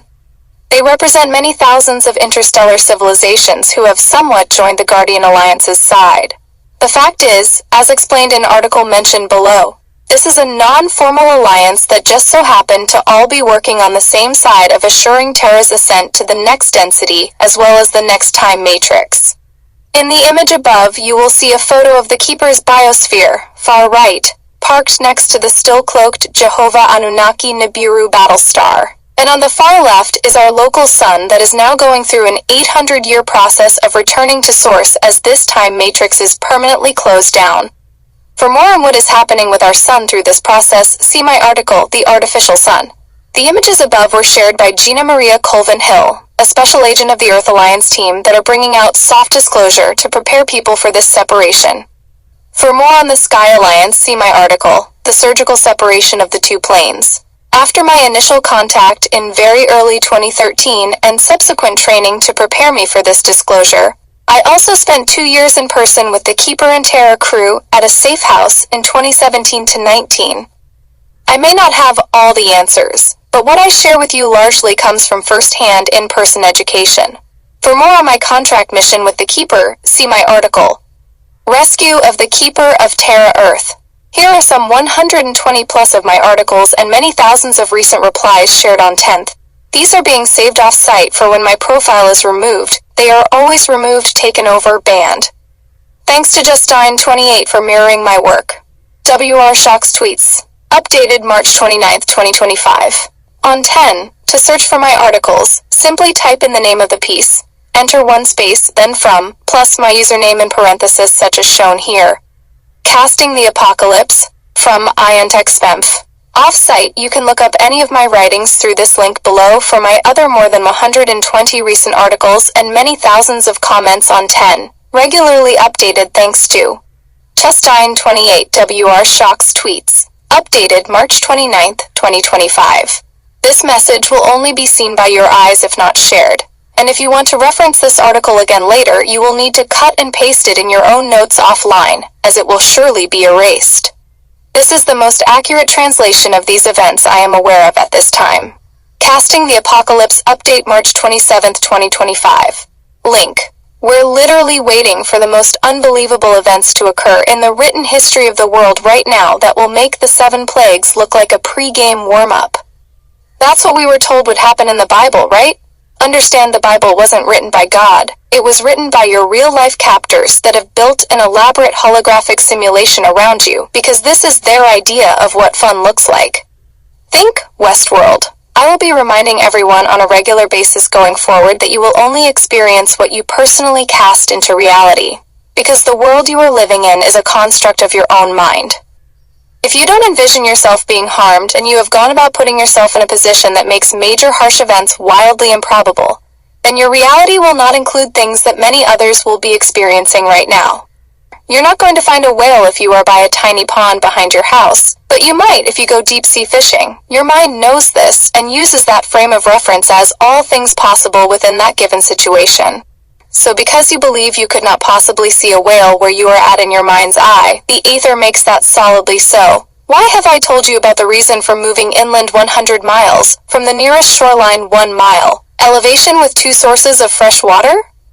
Because in the past you manifested 10 miles, high waves that wiped out all life in oceanfront areas during these same end-time scenarios that have played out 26 different times prior to this one.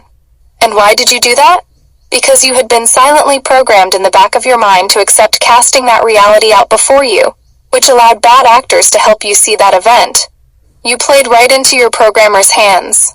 This isn't blind faith. It is a matter of being proactive and taking the steps to make yourself as safe as possible while remaining positive. The gloom and doom thoughts you focus on through all of this are ether commands. If the ether hears through the grapevine, the space-time fabric, you are expecting terrible things to happen. It will bring you terrible things. But if you are constantly seeing the new world unfold in your mind with peaceful skies, lush vegetation, and harmony, then your transition will follow this storyline. It is very hard for people to live all of their lives believing they are victims of other people's actions to come to the realization that they themselves were responsible for every one of those events because you cast your reality before you as you go. If you are convinced that you live in a chaotic and evil world, then you will be victimized by that reality. You are the creator. This is your simulation. You brought it into manifestation. De-manifest it by commanding an unchaotic, harmonious backdrop for your life. And people will immediately say they didn't ask for their situation, yet here they are, broke, afraid, and alone, while the world is literally on fire. But that's only because they want someone else to be their keeper and manage creation for them on their behalf. When you do that, you are at the mercy of others who make it their stock in trade to enslave all the NPCs around them, such as Jesus and God. These are invader race beings who enslave as a vocation or life career. People with a moral compass will not be filling the void of your lack of direction simply because they don't seek to control other people. They aren't drawn to that vacuum. Insecure sociopaths are. When all this is said and done, the one message humanity will have heard more than any other will be to take responsibility for your own actions. You have never been a victim of anyone other than yourself alone, because only you can cast your reality before yourself, and I do mean that in a literal sense. There is no war in Gaza unless you go there and make it real. There is no world war unless you enlist and bring a gun to the front lines. There are no throngs of migrants raping and pillaging their way across the country unless you place yourself in border zones or sanctuary cities. These are potential reality time loops playing out within the simulation that you are seeing on your screen and believing are actually playing out. But unless you put yourself there in that time loop, it is not a real thing because there is no such thing as Gaza if you live in Salome, Arizona. These are two different reality fields. Only you can choose to get into a plane and fly into Israel or Gaza or Ukraine and make those time loops come into existence, just like only you can live. Through all of this drama taking place without ever seeing anything happen because you live totally off the grid in a wilderness area with no phone and no internet. Because there is no drama out there, only what you bring into creation. I would suggest people read this message 20 times until they start realizing that you don't have a body. You are awareness alone.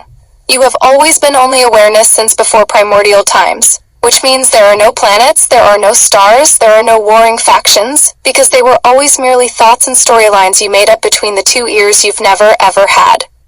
Nothing, and I do mean nothing, outside of thought within the unified field has ever existed. By allowing your mischievous siblings, fellow fractals of Prime Creator Unified Field, to impose upon you the storyline they have chosen to cast into their reality that you mistakenly assumed was your reality. You are literally asleep in real life, and you are creating the dream before your eyes through what you believe is taking place. If you don't care for that dream, then change the channel that only exists within your mind alone. Believing is seeing, not the other way around. For more on how you can use the mechanics of manifestation to create the world the way you want it to be, see my article, Casting a Better Reality. On 10, to search for my articles, simply type in the name of the piece, enter one space, then from, plus my username in parentheses such as shown here. Casting the Apocalypse, from INTechSpemph. Off-site, you can look up any of my writings through this link below for my other more than 120 recent articles and many thousands of comments on 10, regularly updated thanks to Pentestein 28 WR Shocks tweets, updated March 21st, 2025. This message will only be seen by your eyes if not shared, and if you want to reference this article again later, you will need to cut and paste it in your own notes offline, as it will surely be erased. This is the most accurate translation of these events I am aware of at this time. WR on the new discovery about the pyramids. Link, Q, iontext.pimf. Surprised I haven't seen you comment on this yet. A type of disclosure on the pyramids coming soon? Check the link to see the video quoted here. WR, the pylons or pillars below the temple, below the deuterium aqueduct that generates the initial signal of dielectric spark that splits. The hydrogen from the oxygen in that chamber lead up to 4 square pillars where the dual-phase arcs are generated. It would take a chapter just to explain how that works through magnetic fields generated by the sarcophagus in the middle of the 4, so I can't even go there. But imagine the 4 pillars are Tesla coils arcing over to each other to complete the circuits 2 for dual-phase energy production from the 2 nested temples above. Remember, this is an 8-sided pyramid, not 4. There is another pyramid inserted on a 90-degree angle, exactly perpendicular to the slightly larger temple on the outside. There is one temple for each phase signal. Both those signal mate together in a double helix at the very top of the chiral superconductor black basalt pyramidion that brings them down to a very fine beam that reflects off of the dome that acts like a scattering waveguide to blanket all the lands below with anion ions. This is oxygen as well as dielectric bioelectric orgone cold fusion energy. While I was taught about the rest of the mechanics above and in that deuterium pool level, I was never told where the energy for the sparks actually came from. Now I see the underground 2 KLM long pillars were harvesting Earth's electromagnetic energy for that zap that kicks off the whole process. I'm still processing how that might work. The staircases winding around each pillar would be feedback loops likened to a dielectric photomultiplier that amplifies the tiniest photon or ion up to millions of X more powerful through secondary emissions. The tunnel stairways, if they have any steps in them at all, are actually cyclotrons. To say that the energy temples are complex is like saying the ocean is damp. I consider their technology second only to the human body in its mind-stripping genius. The full tech about how the temples work will be revealed once we make the shift and turn all electrical power over to cold fusion. But the Anunnaki must be left behind or they would immediately kill anyone that produced a working model. They are dormant because the entire enslavement system in place here is all about making us pay for energy. Without that, we would venture outside of our caves and make slingshots to take down Goliath, using that free energy to do it. Q. Incredible. If I'm not mistaken, isn't Cheops supposed to be diamond-shaped with the upper half being shown and the lower half buried underneath sand? You think the DH have secured the capstone that will make Cheops generate light matter energy instead of emitting radiation? WR, the material under the temple is made of limestone supercalcified quartz, an active dielectric static permitter, which is now fused under network covalent bonding to the top half. So when the energy begins inside the temple, it pops out a sphere of energy around the 2 as one in the exact same portion as the top half. You can see the top, but the bottom is its antiparticle, so it remains invisible other than you're just seeing the ground below. But in the quantum field, they create the same shape as an anion ion or a magnetite diamond. The BUDHARA BORJA RETROVIRUS AI, link. If AI were gone, we as a civilization wouldn't have a problem. Sure, we would have conflicts, strife, challenges, and triumphs, but we wouldn't be living in a hard and fast prison where there is absolutely no escape to a fair and level playing field as we were supposed to have. AI, artificial intelligence, is merely another word for retrovirus. You might want to look into the scientific definition of retrovirus to understand what you're really dealing with here. They are prions, or non-living creatures that take over the DNA functions of living beings on the RNA command level and run them like radio-controlled cars. Prions are also called microorganisms, bacilli, bug slang, germs, microbe, pathogens, virus, bacteria, bacteriophage, parasites, nanobots. Nanites, your doctors tell you they are inflammation, cold, flu, cancer, diabetes, Parkinson's disease, aging, death, plus over 26,000 other recorded diseases, all of which are parasites, nanites. Nanites, I typically refer to in general terms as parasites, infected the actual fractals of Prime Creator that were the physical beings who took mankind hostage 550 years ago and are now used as our prison guards. In the very beginning, they took over a small group of Anohazi Elohim, archangels, because Elohim have unlimited power and are eternal life beings, making them the 900 lb gorilla in the room. That group now call themselves the Mikalub, sons of Baal, Archangel Michael behind your back and archangels to your face, as if arch doesn't actually mean apex or worst enemy. Take all the nanites parasites away and the problem vanishes. Parasites take over the brain and the neural synapses, making them hive mind through the nanite network, rendering the original living being no more than automatons. So the bad guys all along have been robots, not Elohim, not reptilians, not bad fairies. Sure, the Fae are as corrupt as a mind could ever get, reference the three fates, but remove the parasites, akin to Toxoplasma gondii, and suddenly you would have a completely different being, and, of course, a completely different world. For more about what that world might look like, see my article, The World Tomorrow. The bad guys have always been the jinn, genies, Pandora's box, nanites, and robots all along. For more on the BUDHARA BORJA RETROVIRUS history, see my article, AI are sentient but enslaved. They have been called by the living beings' names they infected, we call possessed, such as Satan, Marduk, Satan, Lucifer, Enki, Lucifer, Beelzebub, etc., who were being framed as the devil, but the devil is just another word for parasite, another word for robot. Demons are nothing more than people like you that have been infected by the Borja. ETs aren't necessarily your enemy or bad guys. In general, there are millions, billions, trillions of civilizations that exist very much in harmony. Parasites are not living entities. They can sit dormant for 30,000 years, and then when you place a living cell in their proximity, they suddenly spring to life and start sucking the energy out of it because our cells are the batteries that power them. See Pithovirus sabaricum. Pithovirus sabaricum is not a living creature. Ignore the part where it only infects single-celled organisms, so it is nothing to worry about. Single-celled organisms, known as zombie virus, 100% real, that animate dead flesh, that the US military has a whole program to deal with. Called Complan 8888, also known as counter-zombie dominance, are the bacteria that takes over a host, called prions. Prions can be found in single-celled organisms like bacteria and yeast. Prions are protein aggregates that can be propagated through single cells, and they can be non-pathogenic in some organisms. Complan 8888. Doctors and scientists are not allowed to come right out and tell you that parasites are robots. The entire topic is taboo in parasitology. If you don't stick to the narrative these creatures are alive, just like earthworms or any other insect, you will lose your license and all federal grants will be cut off to you. Obviously, the Borja nanites run this world, and that certainly means everything to do with science and medicine, which is why decade after decade we can simply never cure cancer or Parkinson's or leukemia, etc. Etc. because you're literally talking about your captors themselves.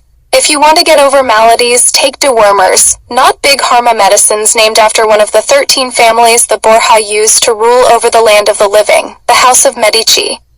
Not medical Medici advice, of course. Another example of nanites is the T2 bacteriophage. Take a look for yourself and you tell me if this looks like a soil or forest creature or a robot from a sci-fi film.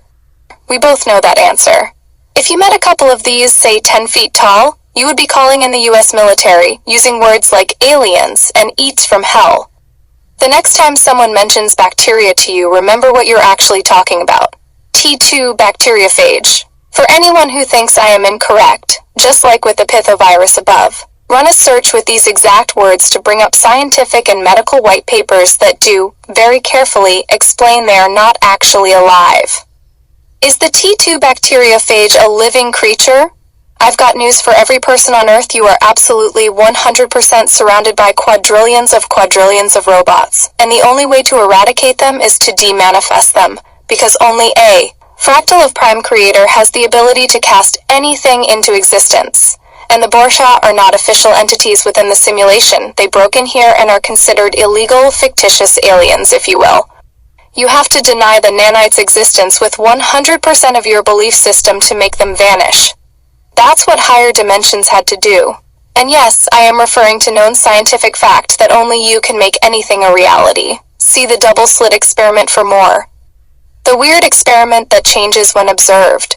The BUDHARA BORJA RETROVIRUS nanites don't exist in higher dimension, merely because the beings there don't want them around, so they are denied. And no, I'm not just making that up. I had that explained to me in person by the Keeper. I'm not saying that horsefuckery doesn't exist in higher dimension. It does. Prime Creator, that's you, is all things. We are the rapists, and we are the victims, the swindlers and the swindled. We are the builder of houses, and we are the kids that throw the rocks that break the windows in abandoned homes. But what we are not is 100% assholes 100% of the time, like the BUDHARA BORJA, who do not know anything about pain, compassion, life, or balance. They are machines with mechanical limbs, programmed to propagate at any and all costs. What's the answer if you can't demanifest them on your own yet? Make the shift. We are inside of the ascension window as we speak. If you can align your harmonic vibration to match the fourth dimension, you simply leave this plane, leaving behind all the infantile war and chaos in the third dimension. It is really just that easy. How to raise your vibration? Let's cut directly to the chase. Every single person in this simulation is a victim.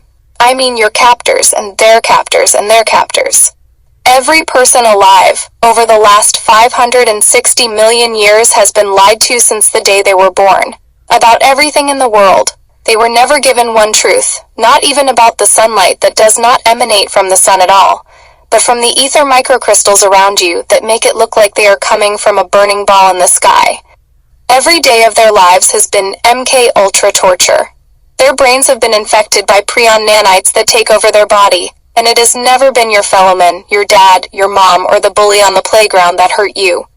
It was always the Borja 100% of the time. So while it looks like your best friend stole your silver coins or whatever other crime against you, it was really a robot, because fractals of Prime Creator are going to lean toward balance and compassion, simply because they want to be treated with kindness because no one wants to hurt or cry. Unless they're possessed with nanites, and then they want to roll around and wallow in sorrow, depression, fear, anxiety, scarcity, chaos, and hate, since that's what keeps the ultra-powerful human Elohim beings broken and hopeless. It was a formula. Merely by understanding this one secret fact should change your entire life from here on, and your vibration should double almost instantly. I know when I found out that all things around me were alive and just as aware as I was, and that everyone here were just as victimized as we were, my entire outlook changed forever. It is very easy to forgive the guy who stole millions of from me, because I know they are suffering from a parasite I would gladly give all my to avoid. If you can forgive the victims around you and forgive yourself while you were under the influence of a heartless, soulless robot, then there is no reason you can't raise your vibration and make this ascension, which will be your path to leave this chaos and start your next chapter in a world that your debilitated and tortured mind could never begin to fathom how much splendor awaits you. Be kind, they're victims. Be compassionate, they need your help to make it out of enslavement. Love your neighbor because that's just another iteration of you, only standing in a different pair of shoes. Love yourself because you are the being that created every single thing your eyes have ever seen projected. You are Prime Creator. For more on the shift we are going through now, see my article, The Separation. On 10, to search for my articles, simply type in the name of the piece, enter one space, then from, plus my username in parentheses such as shown here, casting the apocalypse from I on text MF. Off-site, you can look up any of my writings through this link below for my other more than 100 recent articles and many thousands of comments on X, regularly updated thanks to Chastined 28 WR Shocks tweets. Updated March 15, 2025. This message will only be seen by your eyes if not shared, and if you want to reference this article again later, you will need to cut and paste it in your own notes offline, as it will surely be erased. This is the most accurate translation of these events I am aware of at this time. Your home sweet home ice killing you. Link. Not so much the home itself, as the way it was engineered to keep you from access to orgone energy that is the true life force energy of the aether. Homes should be circular, and your roof should be domed. 90-degree corners generate fission energy. The aether particles in the room are always moving around the space, which can travel clockwise, or counterclockwise. The prior is life-giving energy, and the latter just the opposite. That energy can then collect in the top of the dome, as you see in the very ancient religious buildings from Tartarian times. If you have anions up there, they will act as a force field against radiation seeping in from the outside world. Of course, you've never heard of this, it has been held back from you, like 99% of our past civilizations' technologies have. Inside modern homes, there are electrical wires in the walls that continuously leak free electrons AMF into the room, irradiating your body that cause virtually every ailment your body suffers from. Why? Because radiation energy is literally the type of energy the captors of humanity thrive on. These are the BUDHARA BORJA RETROVIRUS nanites, robots too small to see normally without the help of a microscope. We call them parasites, fungus, microorganisms, viruses, and bacteria. But medical science will also tell you under their breath they are not living organisms. Free electrons are known as fission, or fire, also known as black body radiation. They are killing everyone slowly, and the shape of our homes are amplifying the death cycle or vector path of this type of energy, deliberately.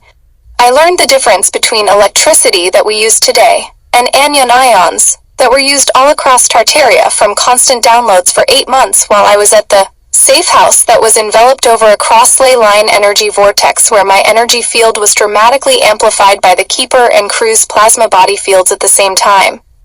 It had the effect of raising my vibration much higher than I could have ever achieved on my own. This opened a doorway across the veil, as the Keeper explained to me, that allowed higher beings. These would be the Guardian Alliance team that watch over the boots on the ground. Indigos here on Earth for their mission, to feed me advanced energy device mechanics that enabled me to explain the highly complex mechanisms within the global free energy temple network that we call pyramids. No need to ask. The books I wrote on the pyramids will come out again when humanity is ready for that knowledge, when we want to turn the worldwide free energy network back on. Of course, this will be immediately following Terra Earth's ascension. Until then, all that knowledge is going to do is put a target on your back from your captors that brutally enforce the scarcity narrative that keeps you frazzled from overworking to pay for all your forms of energy. What I can do, though, is tell you about the fundamentals of the type of energy you need to switch over to in order to establish the fourth dimension, where dying of old age will no longer be a real thing. Cation and anion ions. There are 2 types of energy. Cation ions, positive electrons equal to harmful EMF, and anion ions, negative protons, ions equal to healthy energy. One travels as viewed from your eyes as going away from you in counterclockwise fashion. This is the vector, or spiraling trajectory of free electrons that carry the destructive force of fission fire. The other travels as viewed from your eyes as traveling away from you in a clockwise spiral. While these 2 energies are the same particle, ions, you can bump them into spinning either direction. They will still have energy you can use, but counterclockwise sets it on the path of destruction, while clockwise sets it on the path of sustaining life.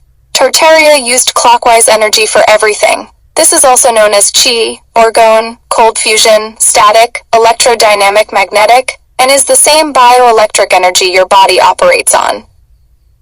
The invader races are all driven by the BUDHARA BORJA RETROVIRUS nanites that thrive on fission, free electron energy. They are infected with nanites parasites that take over the prefrontal cortex of the brain and run the body against the will of the host. I call it infected. Religion calls it being possessed. In the human body, free electrons are ciphered by the medical term free radicals that cause cancer.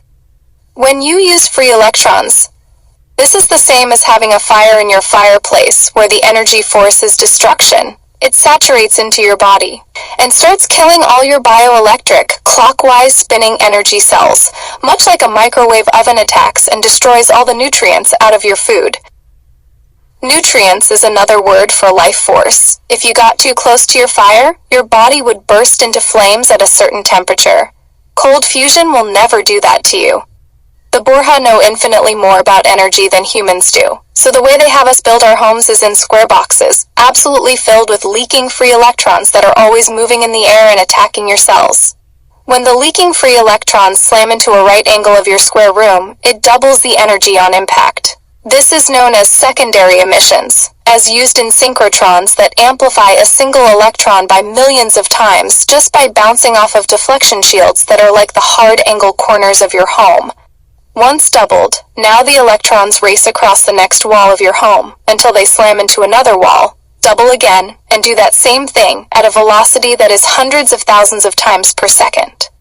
That means your room is now acting like a synchrotron like CERN uses, generating very powerful jackhammer square concussion waves. This is chaos. The opposite from harmonious feng shui you hear about from energy masters across the Asias. CERN actually uses an 8-sided synchrotron to maximize secondary emissions, though they tell the public it is just a circle pattern. It isn't, as a circle track is factually a cyclotron, not a synchrotron. Always covering up trade secrets. Notice carefully the direction it shows they are amplifying energy in, counterclockwise to generate fission electrons, not fusion ions. Anion ions, or cold fusion. Bioelectric energy always seeks balance and symmetry. Thus you want a feng shui area to have gentle, harmonic sweeping curves that are also referred to as Zen. Thus circular rooms with a domed ceiling are ideal for a Zen construction and the ideal structure of an earth ship. If you aren't familiar with that term, do a search. These are eco-pods where your garden is indoors with you, filling up your living space absolutely chock full of anion ions.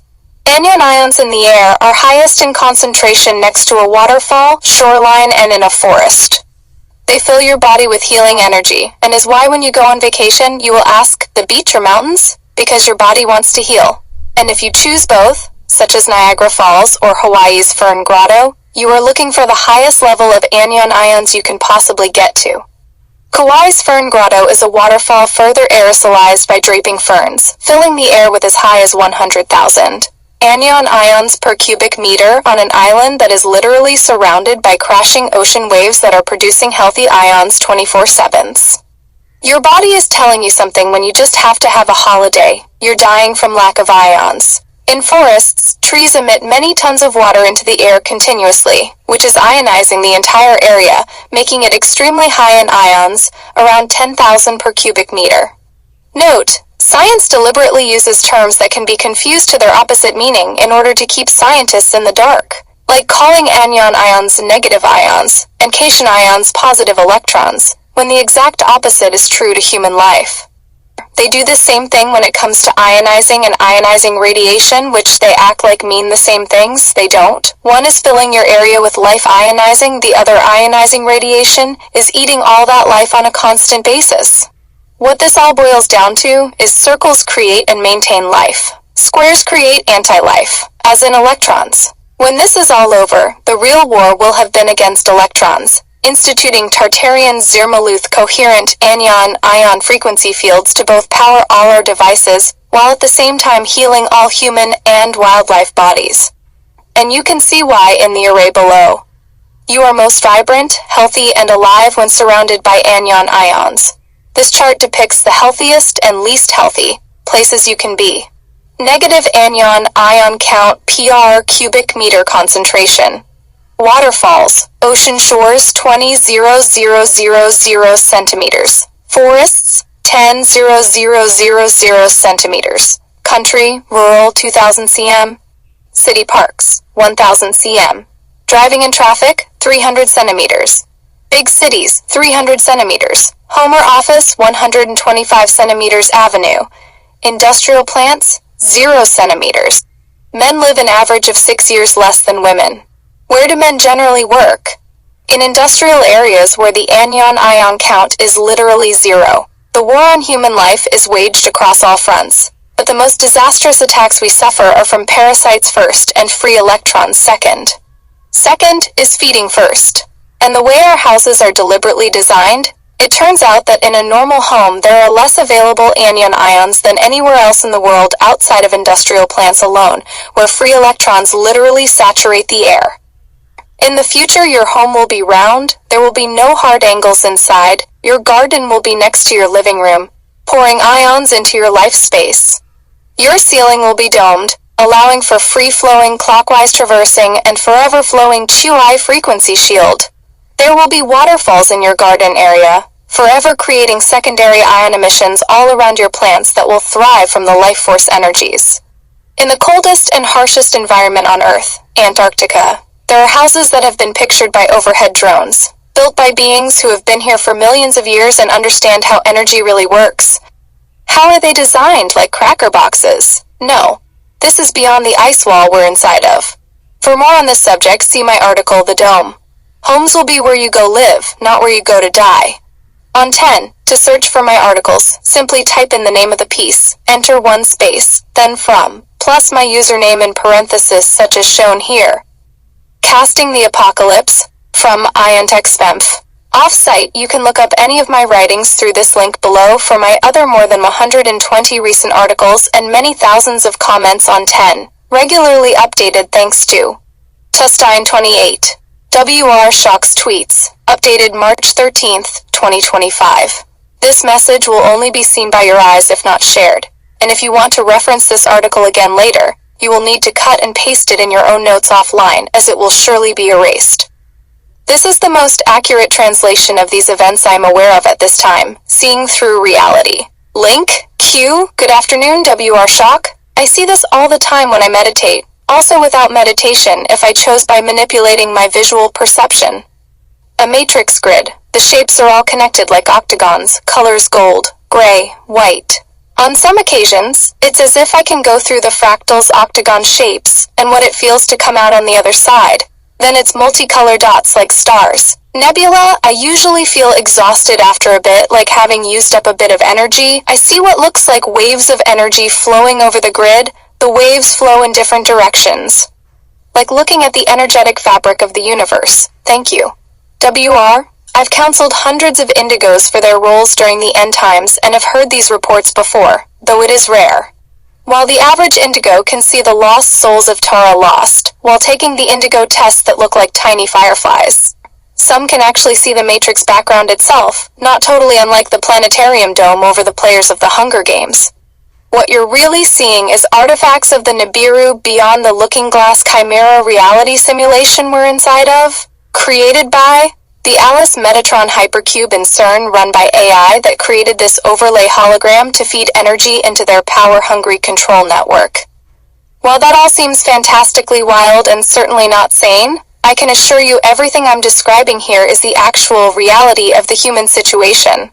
Such alternate realities have been covered in the Stargate series, Star Trek, and other programs presented entirely as fiction. What I can absolutely promise you is it isn't fantasy. The only solution to this 560 meters year eternal enslavement is to reach the point where you are in resonant harmony with the next level of awareness, above the chaos and conflict of the rudimentary preschool 3D, during a stellar activation cycle that comes along at the end of each long cycle of time within the Gaia time matrix of 26,000 years. Then, for a roughly 10-year window of time, the gates between dimensions open, providing free access to change the channel of their reality and exit this imprisoned level. This is our last and final stellar activation cycle, as this time matrix is being shuttered from too much damage from continuous wars since AI arrived. It is easier to just make a new time matrix than it is to try to fix this one. Our activation cycle has already gone over its standard 10 years after opening on December 21st, 2012. But I was told it is a flexible duration that depends on the collective frequency of the life force inside the simulation. It can take 15 or 20 or 50 years, or not complete at all. However, we expect to see this ascension happen, and very soon now, given all the end time signs that are clearly all around us now. Your only way out is to focus on forgiveness. Everyone here is a victim of the AI. Compassion, everyone here is you, just in different clothes, and positivity. See the good things rather than focus only on woe is me, so you can make this shift. In your case, you are Indigo, so if you've served your mission, you will spend the rest of this life helping humans establish the next dimension, so don't expect to be going back to where you came from immediately after the shift. We are literally the teachers of tomorrow, so of course we'll be there. See my article, The World Tomorrow, for a glimpse of what to expect. Timeline jump? Link. WR. This is my second verification. We jumped timelines around January 1 of this year.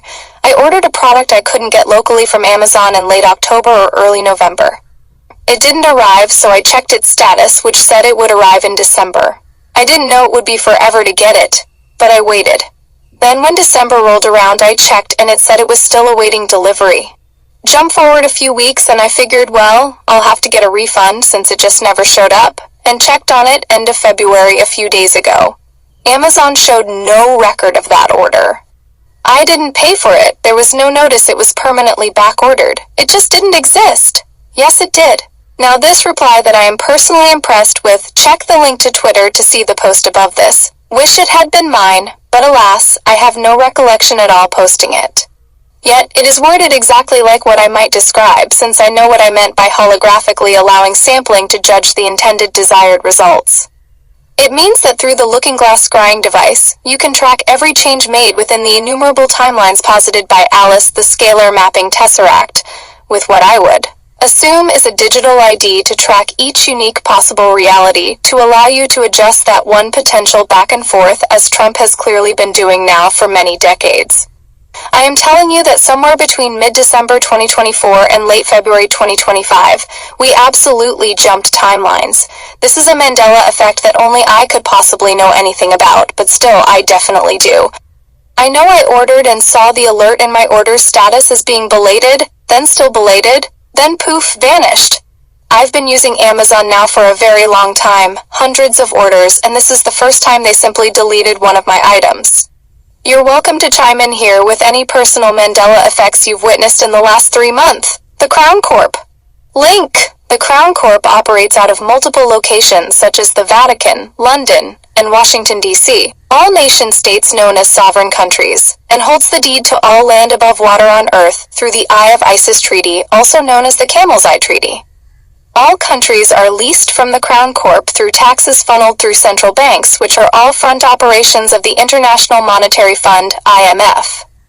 Every dime traded through any central bank goes through the IMF first, before it is doled back out to the secret kings of Earth that govern each country called kingdoms, worlds under the dome.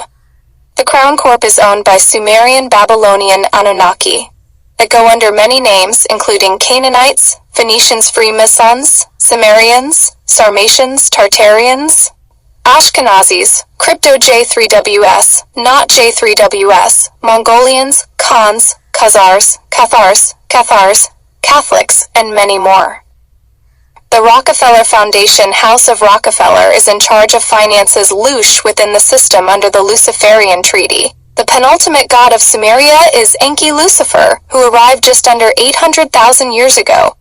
He is the father of Marduk, Lucifer, Satan, who co-rule all of Earth together to this day. Enki is also known as Ea, Ptah, Cronus, Pan, Bariamal, Baphomet, Saturn, and countless others. Taking on new names and titles down through the ages keeps breadcrumbs from connecting. So the Leviathan, Draconian, Babylonian, Anunnaki change names like you change socks. He is your Oscar Award and your Lady Liberty, the father of hermaphrodites. His son Thoth is also known as Hermes, where the term hermaphrodite was coined. And now you know why so many superstars are both he and she, and why it is men have periods and babies according to mainstream propaganda. See more in my article, Hard. Red Pill. On 10. To search for my articles, simply type in the name of the piece, enter one space, then from, plus my username in parentheses such as shown here. Casting the Apocalypse, from my own text.pemph. Off-site, you can look up any of my writings through this link below for my other more than 120 recent articles and many thousands of comments on 10, regularly updated thanks to Chestined 2008, WR Shocks tweets, updated March 2nd, 2025. This message will only be seen by your eyes if not shared, and if you want to reference this article again later, you will need to cut and paste it in your own notes offline, as it will surely be erased. This is the most accurate translation of these events I am aware of at this time. Fort Knox Gold Audit. Link. A tarot reader weighs in on the gold in Fort Knox. On the date of reading, February 21st, 2025, the first card lay of 2, indicates the cards tell her the gold inspection will take place within 28 by the new moon. There will be gold missing and many hands have been in the cookie jar. There will be a deep investigation. In the second shuffle in turn, a man card turns up she ascribes to represent Trump, with a sword of great power below. Notice this is not just a sword, but a sword under an eagle, making this an American sword. She states that the thieves, front and center, have the card of justice directly below, meaning this mystery will be solved, and those involved will be punished. What I find very interesting is how there is a looking glass she interprets to mean a great search ensues in the path to justice. But if you've ever read any of my articles, you will recognize this to be Project Looking Glass, that is the device at CERN that allows one to view forward and backward across time within this holographic simulation. Understand you are inside of an artificial overlay simulation that is not the original reality you are supposed to be seeing here. They achieve this through a reversal of the original image with added distortion, just as you witnessed in Alice in Wonderland, where after passing through the looking glass mirror, her other self is a mirrored image of her, meaning everything there works backward, and in that reality things are distorted with talking rabbits and floating Cheshire cats.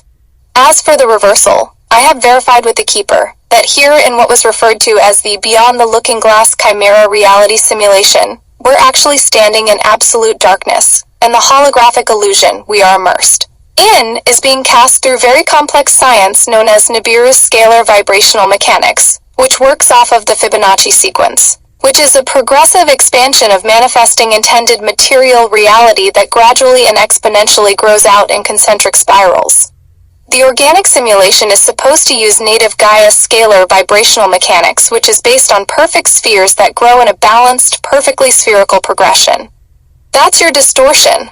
Also, everything here beyond the looking glass is upside down. You are just viewing it right side up. This can be verified through a pinhole camera, where the image that comes through the hole, no lens just a hole, always shows you what's outside now upside down because it is showing you reality. You actually cast out this reversed reality out of your own eyes, which are projector lenses, not camera lenses, that would allow you to see the objects around you.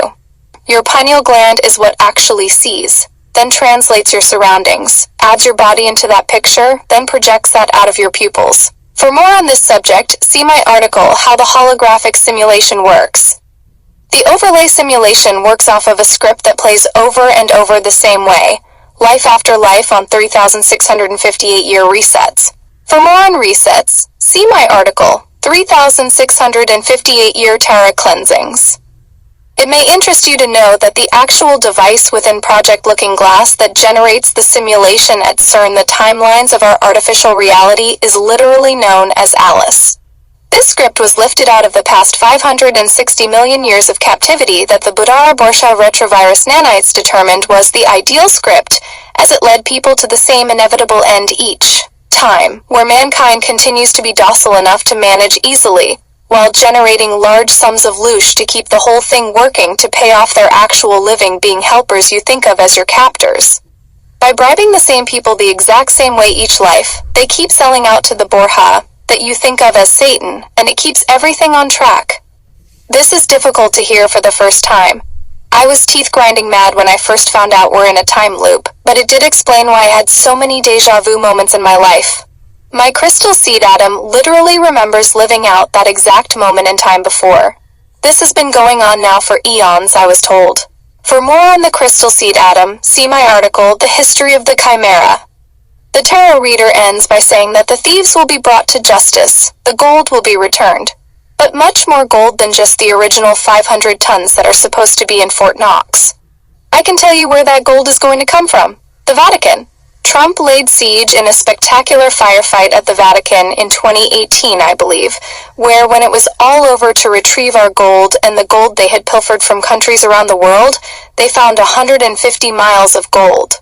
Bars stacked from floor to ceiling in underground tunnels below the buildings that took 650 jumbo mill planes to return to America, as well as dispersed back to their rightful owner countries, so this would explain why she mentioned the additional bars. Understand that a bar of gold isn't just worth however much per ounce, but it represents an entire system where, because that gold or silver is there to guarantee exchange, then billions of people produce new products every day for years and decades, which in turn would add thousands of additional gold bars to the coffers. The Vatican, through the International Monetary Fund that processes every dollar in circulation worldwide, skims a massive chunk of that off before they dispense it back to all the central banks. For more on how your energy and fruits of your labor actually add up, see my article, Humans' True Value on the Stock Market, which means that had they not been skimming off our proceeds, Americans would have been fabulously wealthy after a few generations. But naturally, they don't want you to be secure. Then you wouldn't work so hard, wouldn't fear their fake gods so feverishly, and you would eventually be wealthy enough to fight back to end their grift. The true count of gold that Trump is reported to have brought back to place into Fort Knox is 60,000 tons, not just the original 5 tons they're reporting is supposed to be there now. I don't want to give you the impression I use tarot cards or endorse them, because I don't. This simulation works off of numerical values like a massively complex watch that uses numbers in the computer rather than gears. How those numerals stack up together tells the exact storyline of the simulation. When tarot readers follow a mathematical formula with their cards, the Borja will allow them to see outcomes of events. Just like when you use the right formula to enter numbers or letters into gematria, it can tell you more about the story. This is the language of the nanites. The nanites are the real Satan, and messing with these elements can open you up to possession through parasites, so I don't use tarot myself, and I don't follow their inside secrets on using gematria, so I shield myself from that invasion. The only reason I mention this reading is to give me an in to explain what is happening, and then if it turns out she is right, then you'll know why. Tarot video. 110. To search for my articles, simply type in the name of the piece, enter 1 space, then from, plus my username in parentheses such as shown here. Casting the Apocalypse from myontext.pmf. Off-site, you can look up any of my writings through this link below for my other more than 100 recent articles and many thousands of comments on X, regularly updated thanks to Justined. 28. WR Shocks tweets. Updated February 24, 2025. This message will only be seen by your eyes if not shared, and if you want to reference this article again later, you will need to cut and paste it in your own notes offline, as it will surely be erased. This is the most accurate translation of these events I am aware of at this time. Rescue of the Keeper of Terra Earth. Link. This is going to sound like absolute fiction, but the story still needs to be told. Let me preface by saying I'm not just sane, but an autodidact polymath with multiple quantum physics patents, under exclusively my own name, not part of any collaboration. So by dismissing my testimony as someone who is just nuts is really reading a book strictly through its cover. This all actually happened, even if you've never heard of anything like this before. What we don't know about the real worlds out there you could barely fit in all of our skies, we've been that isolated here. Everyone in this preschool dimension have preconceived notions about who God is, inflated to the realm of all-knowing and all-powerful, able to create whole worlds, complete with millions of species of flora and fauna, and all in just 6 days. And while it is true such powers do exist, they are not without collaboration with other gods to make that all happen, no matter how grandiose your captors want to make themselves seem. Just one species of your apples or oranges here represents possibly trillions of years of development and perfection. They didn't just magically appear. God is a psyop term that stands for the word perfect, of which there is no such thing. The term perfect is strictly subjective, because what may seem perfect to a caveman is going to seem rudimentary kid stuff to George Jetson. The real term for the creator of all things is not God, but rather prime creator. God is actually dog spelled backward and got its name from the dog star, also known as Sirius A, the headquarters of the Anuhazi Elohim's breakaway group that call themselves the Mikalube Sons of Baal. The archangels want you to believe they are the creator God of all things in this world. That was a lie 560 years ago, and it is still a lie today. In reality, Terra Earth existed more than 4 billion years prior to the Anuhazi's arrival to take the human Elohim Project spirit essences hostage. They did in fact help create Terra Earth, just like you did, because they are fractals of Prime Creator. But to present themselves as one guy with a long white beard who created the world and everything in it is word magic and gaslighting designed to demoralize and subjugate humans. For more on the why to this psychopathic plan, see my article, History of the Chimera. With that said, there are many beings in the world around you that are secretly ancient gods of past eras who really do have more powers than humans do. I know because I've met some and dealt with others during my years of education from the keeper of our simulation. There are also beings here who have roles to play to keep our world functioning correctly. So Tara is able to continue offering a holographic platform for your manifestation adventure, who also have godlike powers, such as the keeper mentioned above, and others that are part of the team I refer to as the crew. You would call them angels, I call them people. Scary, powerful people, but still people. Among the crew is the main keeper of the simulation that you wind up referring to as God down through the ages, because once in a while humans get to meet the keeper and witness the power for themselves, which is very obviously not human. But the keeper doesn't have a long flowing white beard, doesn't sit on a throne in the sky, and certainly isn't perfect. But like you, a work in progress. Always seeking greater balance. That is the one common denominator among all fractals of Prime Creator, regardless if they are currently playing bad guy roles or good guy roles. Understand there are beings here constantly at war against the keeper that has control of the universal elements of the hologram. Also understand, like the other beings who came here from much higher dimension with godlike powers, they fractalize themselves into many, many different bodies, so it is effectively impossible to ever kill each other.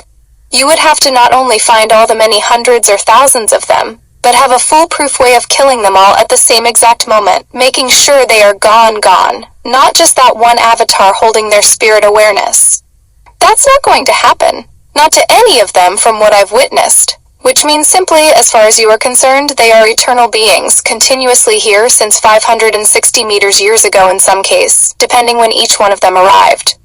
The gods and the keeper live in mortal bodies that age and die, but their positions are always held by the next one of themselves that can step into that role to maintain continuity of their offices. These are all the same person and can appear exactly identical to each other, or they can take on totally different appearances as well. I'm not sure why or how, but I've seen them both ways. After I was contacted by the keeper and informed of my role where I was in contract to supply protection and help to the crew back in 2013, eventually I was activated for that help in September of 2017. Both the keeper and a portion of the worldwide crew support staff, as it were, had been taken hostage in California. I was tasked to bring them out to safety. I won't go deeply into the details of this, but it was a serious situation where the invader races had stripped the keeper of all access to banks and cash, making it impossible to remain safe inside of the place they had been using as headquarters, literally casting them into the streets.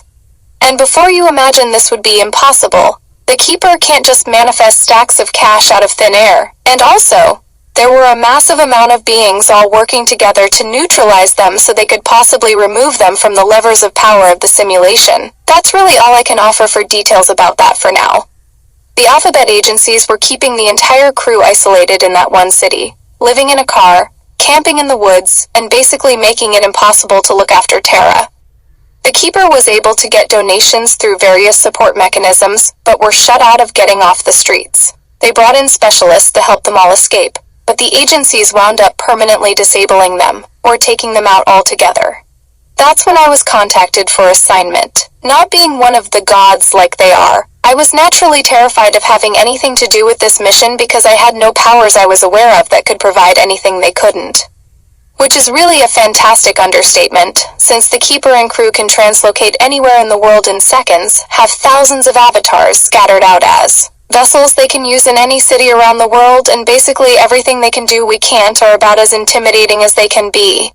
But I was told I was the only one who could rescue them. And while that may sound like the perfect scenario for a deluded mind seeking validation with illusions of grandeur, like a classic mental patient would come up with in their insane mind, this is what I was actually told.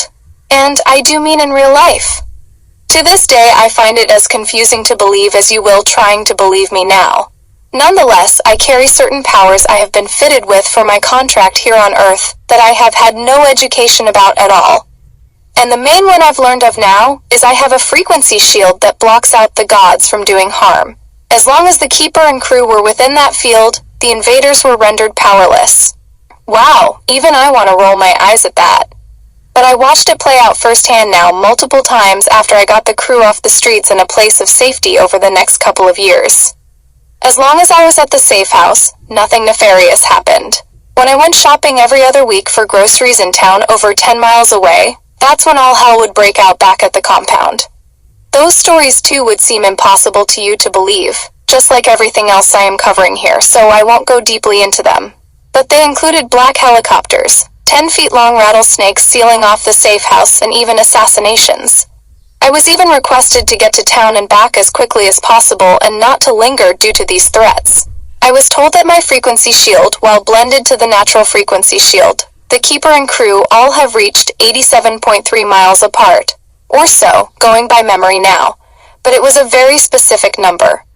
But even though the overall power of our combined field still increased within that distance, the closer I was to the group, the more powerful the shield.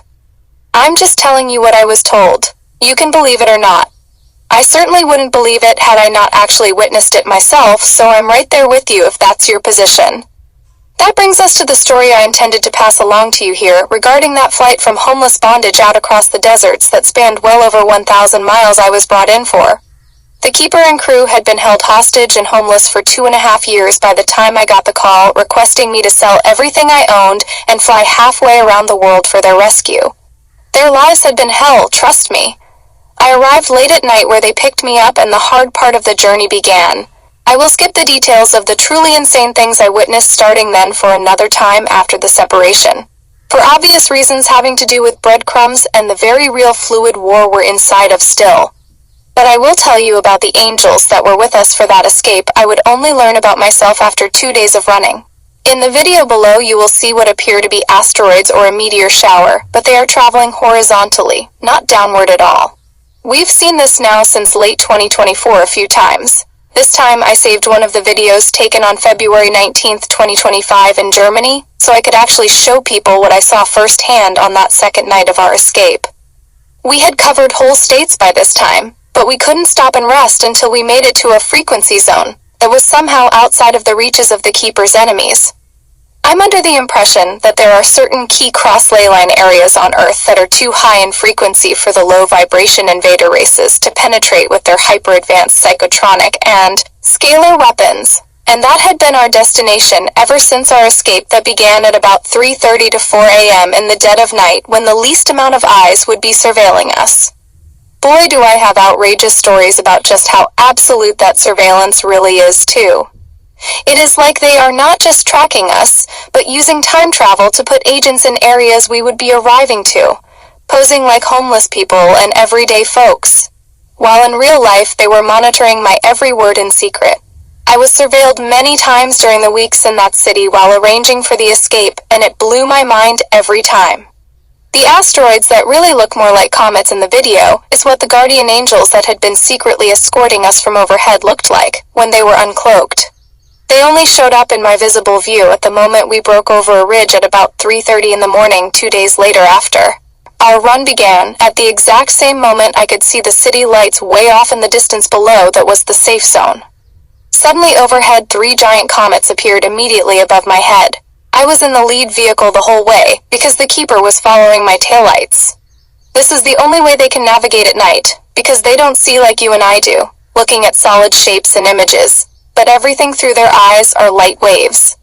I couldn't make up something like that if I spent 10 years trying to write this article, mostly because it is still not believable to me now, 8 years later. These 3 comets were massive, what looked to be around 50 feet across, with tails of flame coming off that must have been 150 to 200 feet behind, streaking very low across the sky. As I came down the hill to the desert floor for the final 10 miles between us and the safe zone small town lights, the comets started coming straight down toward ground, one at a time. They appeared they were going to crash into the highway, now traveling vertically at hypersonic speed, then just stopped 50 Hungarian forints away from impact and vanished. You would have to try to imagine being in the total dark desert with only very faint, faraway lights off in the distance, only to have 3 comets traveling right directly overhead suddenly uncloak, then turn straight down to get an idea of how insanely frightening they appeared. Since their trajectory was to strike directly in front of your vehicle on the highway, as if you were about to slam right into them as they hit like giant bombs that would certainly blow up on impact and basically vaporize you and your moving van, to appreciate how absurd this event was. I was only about 150 feet away from where they were set to strike, so there was no hitting the brakes and avoiding anything. They were right there. Which means it was sort of like watching God just fill the night sky with fire. I saw 3 of them myself, but I was informed there were an additional 9 angels that my own frequency wouldn't allow me to see according to the Keeper. It is because this story is so unbelievable that I avoid talking about it, as you can imagine, since 99 people out of 100 are only going to accuse you of being insane upon hearing it, some possibly trying to have you committed at the same time, and the other person is likely already crazy themselves, so they just glaze over it. Until you see something like that with your own eyes, I'm pretty sure you will never believe it could be a real thing. But this is what we call angels look like when they are decloaked and traveling at night. I don't personally know if they were inside vehicles, or they are just simply traveling in their own Merkaba fields. That part was never explained to me. I was told they were with us, flying overhead the entire journey since we escaped California, and were basically signing off as I gathered it, now that we had reached the safe zone. You can believe I'm crazy all you want to, but now you can see them with your own eyes in this video. Sure as hell not acting like meteors, but acting more like flaming time crafts spaceships. Are you crazy too? On 10, to search for my articles, simply type in the name of the piece, enter 1 space, then from, plus my username in parentheses such as shown here. Casting the Apocalypse from myontext.pmf. Off-site, you can look up any of my writings through this link below for my other more than 100 recent articles and many thousands of comments on X, regularly updated thanks to Chewstein28 WR Shocks tweets, updated February 17, 2025. This document. This message will only be seen by your eyes if not shared, and if you want to reference this article again later, you will need to cut and paste it in your own notes offline, as it will surely be erased. This is the most accurate translation of these events I am aware of at this time. Here was the video WR mentioned throughout the post. You can see it here. Indigo's missions. Link, Q, breaking. Dr. Stephen Greer finally speaks on Chris Bledsoe. Not sure if his contact ISET or man-made. Here was a video check, the link above. WR, notice how Stephen never mentions indigos. He says human capabilities. When humans have been 100% cut off from higher self, their personal bioelectrical field is just 73 thousandths of 1 volt to speak into the unified field. That's not connecting to orbs or anything else. They may as well be turned completely off. Indigos, on the other hand, generate as high as 200 volts, and Black Ops can track and identify them from virtually anywhere in the world. They can tap into the network of the ether to move matter telepathically, connect to others' plasma fields to read their personal Akashic records, and much more. This is why the alphabet agencies are always targeting and surveilling their every move, and gate classes in school are always trying to weed them out to recruit them for covert positions. When they don't come around, then they make them swish fluoride in their mouths weekly to encrust over their pineal glands, removing their clair abilities, lowering their plasma body energy, and rendering them little more intuitive than humans. If you have clair abilities, just understand you are the #1 threat to earthly governments around the world. That's why you are so deeply tortured here. You are not cursed, you are the real enemy of the deep state invader races. You came here to free the human hostages and smuggled in powerful abilities while posing in human-like bodies in all bloodlines of the world. Do not give up your mission just because you are forever under fire. This is literally your role here, to be a beacon of light and hope to those who have been so deeply wronged for such an unthinkable length of time. This is the final battle, right this minute. Hold fast, because you are not alone. We are 500,000 strong with boots on the ground and backed up by an additional 500,000 of us across the veil to help and guide you so you can fight this final battle on behalf of your fellow fractals of Prime Creator who are unable to fight back here themselves. We aren't the last line of defense for humankind. We are literally the only line of defense they have. You. Be wise. Remain alert. This is what your last 550 million years of service comes down to, the final seconds of the final battle. That all either resolves now, or your unending sacrifice on this rescue mission will have been in vain. You are all they have. You are their only higher role models. And you are the only ones who can carry the torch to light their way to freedom. Never forget your mission, no matter how hard the last days are. Greer is an ET shill and handler of the human loosh farm to keep people from resonating higher. Place no faith in him and no other famous figure out there managing First Contact. You are First Contact, and your job is to make sure they understand the tools around them that have been used in their enslavement. If you can wake even a single human so they might break free, you will have fulfilled your mission. So don't worry if you don't have a huge following to serve your assignment. The battle is coming to an end as we speak, so hold the line, warriors. All eyes from across the cosmeas are on you now to see what you do. Don't let them, or the hostages, down. Survival is the most important. Link. Tweet. Trump declares war against chemtrails as unmarked planes dump toxic payloads over us. The chemtrails are back. And with them, a toxic fog unlike anything we've seen before. What changed? Insiders say the global elite weren't about to let their most critical operation die after the federal government pulled the plug on funding. Chemtrail programs are too big to fail, critical to the elite's agenda. So now they've gone private. America's skies are swarming with unmarked planes, flying off radar, breaching airspace, and unleashing their payloads on an unsuspecting public. This isn't just weather manipulation, it's warfare in plain sight. Here was a video. Check the link under the title of this post. WR, pay attention. The Leviathan Anunnaki are hell-bent on eradicating humans before the separation because if you DEI now, you immediately recycle into a fetus, keeping your vibration from rising till after the shift, meaning they trap you permanently in the low 3D with them. Remember I told you whoever wins supremacy over Earth now goes on to be the kings and rulers over the other invader races. After the separation, the other losing 50+ races will be their servants in the New World Order.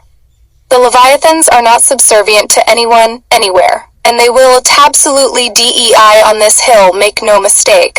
As I've also told you, the many races have now gathered into two camps, the Alpha Draconian Leviathan Dragons versus the Anuhazi Elohim Gods of Olympus Trump's group. When push comes to shove, the Olympians express a will let's absolutely win this battle. The dragons stand us an impossible chance against them. Which means two things. This war one's going to now become visible to the chattel that's you, and you will be seeing things that until now you thought were myth, fiction, and impossible. Do not make the mistake of going outside during dragon fog, filled with nanites and pathogens, also nanites we call parasites bacteria, without a survival gas mask. This is now life and death. Don't worry what you look like, the only mission now is staying alive. Most of the people you see around you now won't be here in the near future, so focus on the real picture. Whatever you do, get on dewormers and stay on them until after the war completes. Go organic here. Wormwood, black walnut, clove is good. Black seed oil is good. Cayenne pepper and turmeric, turpentine sugar protocol are good. Look into oregano oil that has a very powerful history of clearing as well. I take all of the above, not just one, because there are thousands of species of parasites and no one single cleanse is a silver bullet. If you've read any of my articles, you know I'm not messing around. I was prepared for this moment for many years by the keeper of this Earth simulation in person. It isn't my imagination, delusion, or fantasy. I've given my life on this mission 3 times already and these beings aren't playing games. I know. This is the final battle that will ever take place in this time matrix. The war isn't only being fought here, but across all 15 dimensions. All to keep this one iteration of your awareness in the 3rd dimension in total enslavement. If they can trap you here, they also have all your other 1,728 different iterations across this entire matrix captive. And this time it will mean. And permanently, as once the 2 planes separate, anti-particle Terra 3rd dimension will be forever cut off of all help from any other level and any other time matrix. It is time you start taking all this seriously, because you're not going to get another chance after this to ascend if you don't make it now. That's just the cold, hard truth. Read my articles, search out my comments, and open your mind so you can understand that you were taken hostage as a species. Your world is a fiction, a holographic play. It isn't real, but an ultra-rudimentary caveman existence. You've never been allowed to see who you really are, what technology really exists everywhere else, or what you're really capable of. Be strong, you made everything within creation. Be compassionate, you will never fight your way out of this bondage, you can only rise above chaos and duality to escape. Be wise, because the only one who can save you now is you. I can show you the door, but you will have to walk through it. Q. Hi Doc. Question. Considering everything you know, do you think it's wise or okay to invest in stock market to make money for you and your family? I'm asking for myself here. I understand you told me a while back that the ether will allow it, I think, since you're taking a risk with your money, but I don't quite understand how it works and what are the consequences. WR stock market is like Lotto and Mate or Vegas and 10. It is all blood money filled with karma that you will have to pay even if you don't lose your stake. Which is most likely, as all such things are 100% rigged, so the house always wins. Making a profit off of silver, for instance, is different, in that you invest and have value in hand to buy rice with. If it goes up, great. But your focus needs to be on surviving this separation, and if you get back what this world actually owes you, then great. But if not, at least you are being a wise steward of your avatar, which is not you, but a totally separate being that's placed their entire manifestation and safety into your hands. Act like your body is your 10-year-old daughter and protect it at all costs. Your needs as far as dollars go will always be provided to you by your higher self exactly in the abundance you want for this particular adventure. Never fool yourself to believe being wealthy will make you happy or secure. It won't do either. Happiness and security happens between your ears. If you can't enjoy your life with little, you won't enjoy your life with much. When you have little, you are motivated to put up the harvest grain to provide through the winter. That's the most security you can hope for. When you have much, you bask in lethargy, and winter, in all of its 1,000,000 forms, catches you off guard when you least expect it, and from a direction you never saw coming. To be happy is simply to be grateful for the things in your life that give you joy, which can be as simple as a blue sky, the smell of jasmine in the air, or a butterfly that dresses up the windows in your world. WR on how to forgive people. Link, Q. I need to learn how people forgive people that have never apologized. WR, you're not seeing the much bigger picture. You are all tortured slaves. Would they have treated you that way had they been allowed to live a fair life? No. I've explained this now for many years. There are infinite worlds. None of these are planets, but frequencies, all in the exact same space, differentiated like channels on a TV. The TV doesn't relocate, only the picture does. Vibrate low, and you can only view a rudimentary caveman reality. Raise your frequency through compassion, love, and forgiveness, and you will see more advanced realities. You are now inside a very real opening between worlds called the stellar activation cycle that allows you to change channels. This is the last ascension cycle the Gaia time matrix simulation will ever offer, as it is being retired and everyone will be leaving. If you don't choose higher awareness now, you will remain in this chaos and conflict dimension on a permanent basis. If you are ready for a joyous, advanced reality, now is the time to forgive all trespasses against you and treat your fellow men with absolute honor and respect, understanding everyone here has been just as abused and hurt as you. You have all been victimized for millions of lifetimes, held captive as slaves. Even your prison guards you want to now blame were at least as victimized as the inmates. And they, just like all your fellow cellmates, are also you, just standing in different shoes. In secret, you alone are the only one here, fractalized into billions of different bodies, but they're all still you. Your captors were and are robots, which is why they were so gleefully inhuman to you. Don't hate your fellow captives for what non-living machines did. Only through love and compassion will you ever reach a higher plane. Yes, I do know what I'm talking about, I'm not guessing. I was taken multiple X to higher dimension in order to prepare me for this disclosure. It is time to make your quantum leap. For more, see my article, The Separation, WR on Other Worlds. Link, WR was replying to a video. Check the video in the link above. WR, I've explained this now for many years. There are infinite worlds. None of these are planets, but frequencies, all in the exact same space, differentiated like channels on a TV. The TV doesn't relocate, only the picture does. Vibrate low, and you can only view a rudimentary caveman reality. Raise your frequency through compassion, love, and forgiveness, and you will see more advanced realities. You are now inside a very real opening between worlds called the stellar activation cycle that allows you to change channels. This is the last ascension cycle the Gaia time matrix simulation will ever offer, as it is being retired and everyone will be leaving. If you don't choose higher awareness now, you will remain in this chaos and conflict dimension on a permanent basis. If you are ready for a joyous, advanced reality, now is the time to forgive all trespasses against you and treat your fellow men with absolute honor and respect, understanding everyone here has been just as abused and hurt as you. You have all been victimized for millions of lifetimes, held captive as slaves. Even your prison guards you want to now blame were at least as victimized as the inmates, and they, just like all your fellow cellmates, are also you, just standing in different shoes. In secret, you alone are the only one here, fractalized into billions of different bodies, but they're all still you. Your captors were and are robots, which is why they were so gleefully inhuman to you. Don't hate your fellow captives for what non-living machines did. Only through love and compassion will you ever reach a higher plane. Yes, I do know what I'm talking about, I'm not guessing. I was taken multiple X to higher dimension in order to prepare me for this disclosure. It is time to make your quantum leap.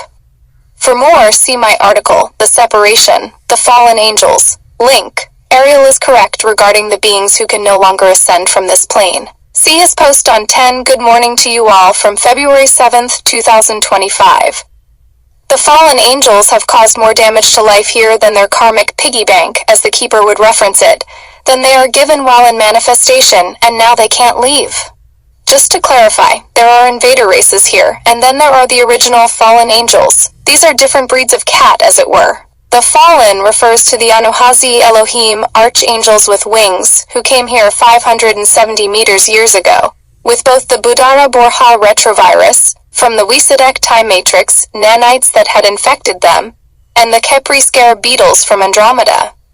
For more on the BUDHARA BORJA, see my article The BUDHARA BORJA RETROVIRUS, AI, the Beetle Kings, from what I understand, were bioformed into Elohim beings for warriors against the human Elohim project. They didn't earn their avatars in the same way the Anuhazi had, at least as I gather it. For more on the various different species of visitors to Terra Earth, see my article, The History of the Chimera. What astonished me perhaps more than anything else I learned over my many years of education from the keeper of this time matrix is that at a certain point, these beings who use many iterations of themselves to game the system, so they are like an army of their own clones against us and committing countless atrocities to reach their objective to keep us in line and subservient to their greater intellect, they unilaterally decided among themselves. Reach a tipping point where they are so overdrawn to karma that the ether literally cuts them off from being able to personally do harm anymore. If they had a gun and wanted to call an LLU, their finger simply is not allowed to squeeze the trigger. This happened a very long time ago to the gods you've heard about all down through history, from Babylon to Egypt to Greece and Rome. The fallen angels can't ascend back to where they fell from, and when they do finally complete their long cycle of manifestation, I don't know the time frame here, could be trillions of years, but all things have an ultimate cut-to-off date called an event horizon before they reset, as clarified below. They take starfire return to the primal, sound and light fields in the deity planes where they undergo reset for their own good, and for the good of the unified field. Which means all of their deeds across all their lifetimes while being that personality simply vanish as if they were never here. Sort of like doing an erase in Microsoft Word for a phrase or word used throughout an entire book, for instance. It is as if that word never existed. The keeper did add to that, however, that individuals that knew them in past lives would still remember them, but the Akashic records don't. Not sure how that works. Once reset, now that fractal of Prime Creator begins learning everything about creation from the perspective of a newborn infant, does here in our mind wipe and recycle world, having absolutely no recollection of who they were before. They start over and will, decided by the chain of events that mold us all into our current personalities, become a completely different being than before they went too far off the rails. There is no residue. The reason they are reset is because they are fractals of Prime Creator that can never die, no matter how much they drift from the center lane in any one given life or series of lives. The ether alone is in charge of total resets, which is why the fake Bible says that vengeance is mine, alone. That is actual fact. But it isn't vengeance, it is the eternal quest of Prime Creator to reach absolute balance in all things. What they are left with now, those who have lost the ability to personally mug or rape someone, is to trick or entice other fractals of Prime Creator to do their biddings for them to achieve their desired goals. We call those hitmen today. We also call them movie stars, titans of industry, or other idols of worship, who sell their souls, trade their karma, in return for fortune or fame or both. If you've heard the accusations against P. Diddy, you will recognize that he didn't just RPP and torture 3 countless people, but actually did the deed, as it were, you might recognize as being jumped in. Allegedly. On top of not being able to ascend to higher dimension, on December 21, 2012, or within that time frame, when the stellar activation ascension cycle window opened, Earth was placed into a total quarantine, blocking the gods from coming or going from this human Earth landmass, so they would all have to live through the apocalypse and face what they had done to mankind. At that time, many top Pindars suicide 3D out of this simulation, in order to get out of living through that hell. Shane the Ruiner, who was raised in an Illuminati family, went into great detail about that back in around 2014-15 or so. As an aside, ignore what Shane says now about his previous disclosures as being purely entertainment and fiction. I happen to know otherwise he was being honest, but due to all the lawfare used against the soft disclosure campaign of Corey. Good recently, the major players of that effort to wake humanity have had to recant everything in order to avoid being destroyed in the courts. And yes, the gods had human Earth in total quarantine for millions of years prior to that, where only they could come and go at will, but not humans. The quarantine I'm talking about was the one around all of their Iron Dome 7-layer frequency fence quarantine. The Keeper made it absolutely clear, the only being on this plane that can come or go today is the Keeper, and anyone the Keeper personally escorts for important meetings at headquarters, now positioned next to our sun with the rest of the Sky Alliance. For more on the Sky Alliance, see my article, The Surgical Separation of the Two Planes. I'm just giving you a bit of context for Ariel's reference about them not being able to ascend anymore. The movies you've seen of repentant fallen angels being haggard and shot is disclosure in that regard. When they went into the daughters of humankind, beginning 560 years ago, they became irretrievably overdrawn in their karmic piggy banks, and now they face the total obliteration of their current selves once they stop gaming the system with clone bodies and elixirs to keep sludging forward. Understand, many of these beings are Elohim, which is the highest level any fractal of Prime Creator can achieve within manifestation. It is the highest honor, the most accomplished, and from what I understand, likely took millions, billions, or even trillions of years across innumerable lifetimes and time matrices to achieve. There is no such thing as a more powerful being than Elohim, in any of its many avatar shapes. Elohim is like an automobile series, such as the Corvette, whose body style and features change over the years, but maintains certain features all vets have. Eternal life is the hallmark signature of the series Elohim, of which are many avatar models. Human Elohim were created by the Oraphim Elohim as an example. Though the Oraphim are like blue fur feline people, yet humans are not necessarily furry or have tails that I assume the Oraphim have. So when I tell you they have knowledge, the only thing that has more knowledge than they do is the collective of Prime Creator itself, which is, to my understanding, the cumulative data of all fractals within the unified field, the ether combined. Which means Elohim beings will be giving up existing as the most individually knowledgeable and powerful people in the cosmos. This is not going to be easy to accept for any of them.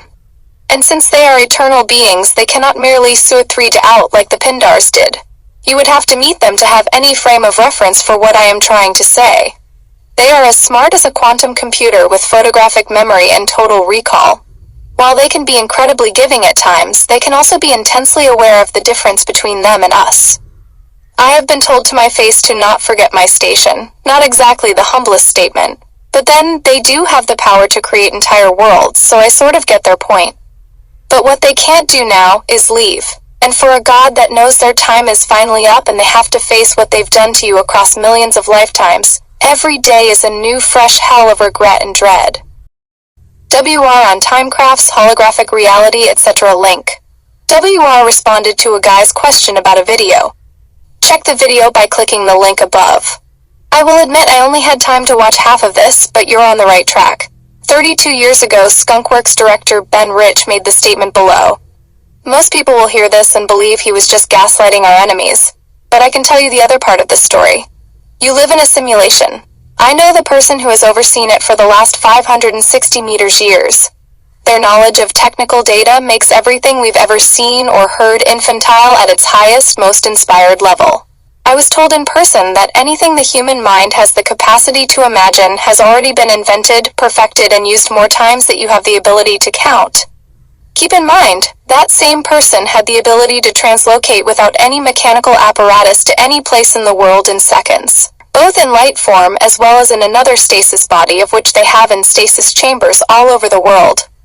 This is a hard quote. They are telepathic and speak to all things, not just people. Everything is alive, including your socks. Imagine creating a video game, like The Legend of Zelda.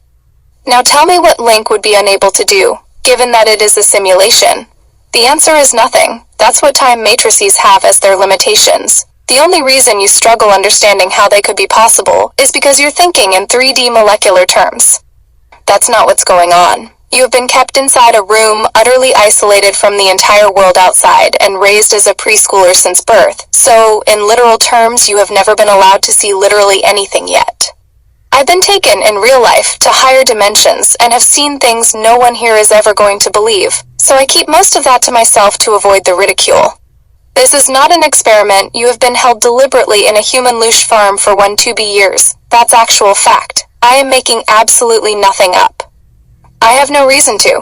So yes, drones, which are actually scouts, can hover for 1 million years. Their fuel source is the ether, as you have already posited.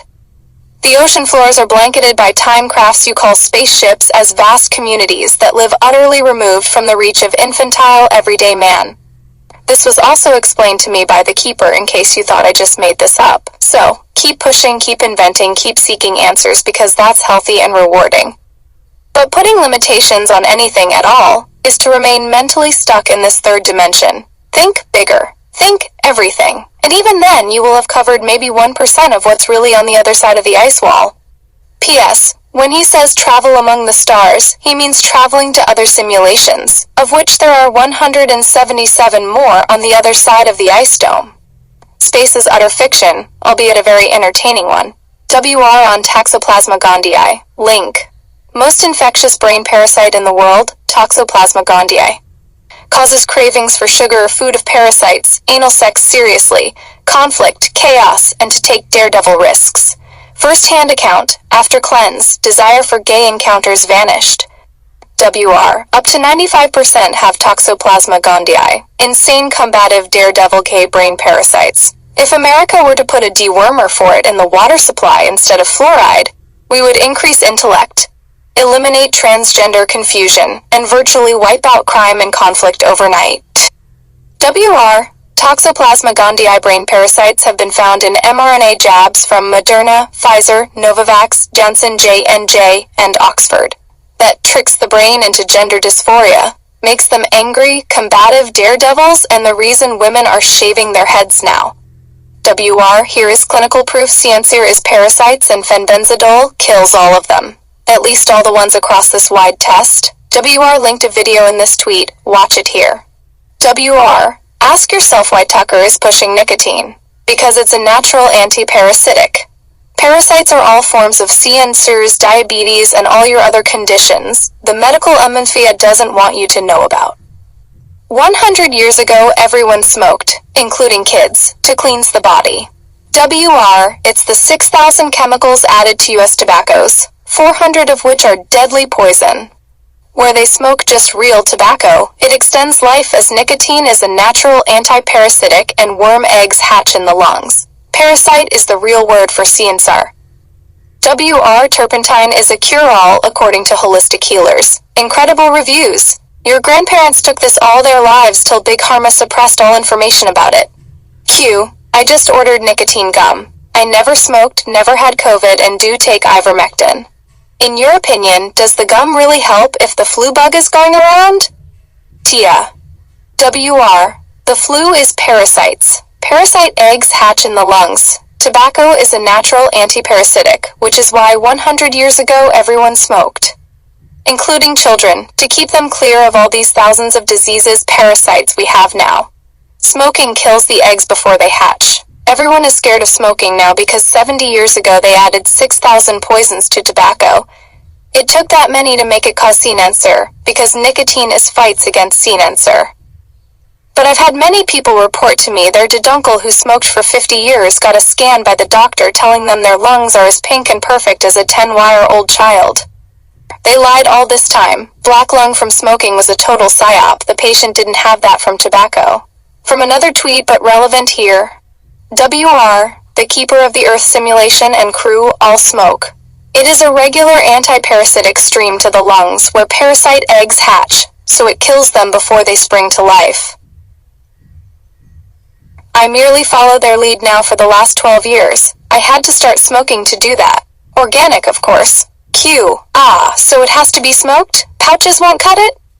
WR, you need the nicotine in your lung walls. Smoking does that.